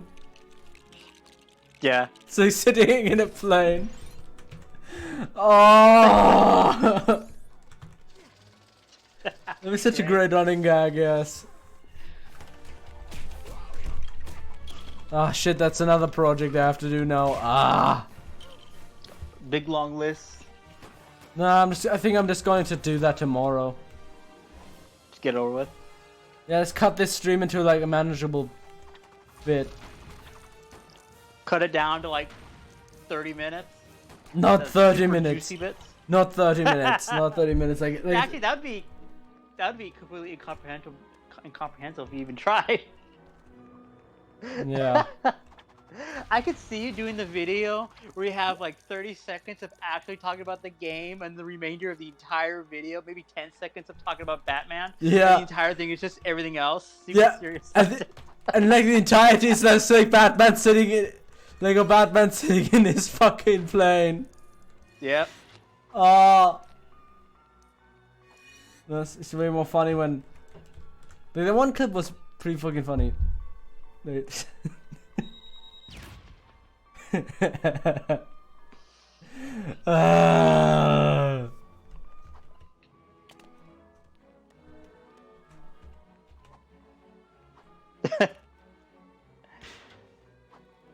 So anyway, what do you think about the cultural impact of the Holocaust? The cultural impact, such a deep subject with a lot of angles and stuff to consider. Depends. You want to look at it in modern context, post-war context, potential future context. I already got him out. I already got him out of the plane. You don't need to. Okay.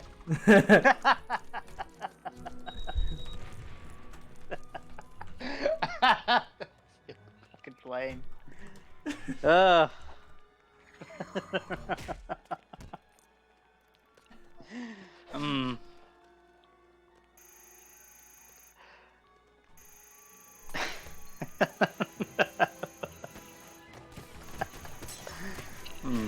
I had my doubts about this stream, but it actually turned out great.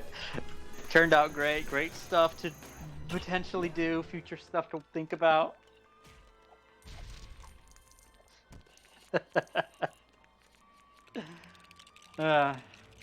We lost that hour, but damn, we made up for it. Nah, not really, but I don't know. But what we did was still fucking great. Yep. Fucking talking about how losing 20 minutes of a Bioshock and end up losing an hour the next following week. Gosh. Yeah.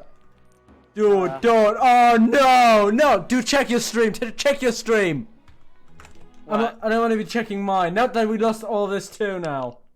I think so. Look at my headphones. Fucking talking about how losing 20 minutes of a Bioshock. No. Apparently it recorded. It's all safe.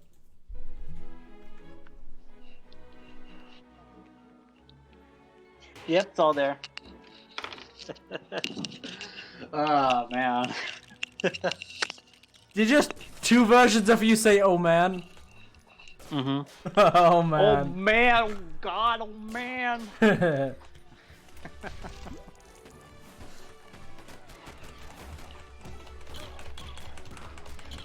I'm just trying to think how we can even end this. Yeah. We reached such a pinnacle. How do we reach a climax of a stream?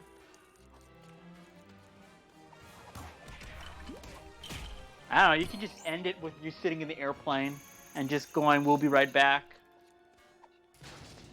Sure, I'm not even going to update people now. I'm just gonna sit back in the airplane. Yep. I can just imagine you cutting the video of us talking about it, you climbing in the airplane, and then you just turn up the sound of the airplane while our voices slowly fade in the ether. Yes! Yes! Anyway.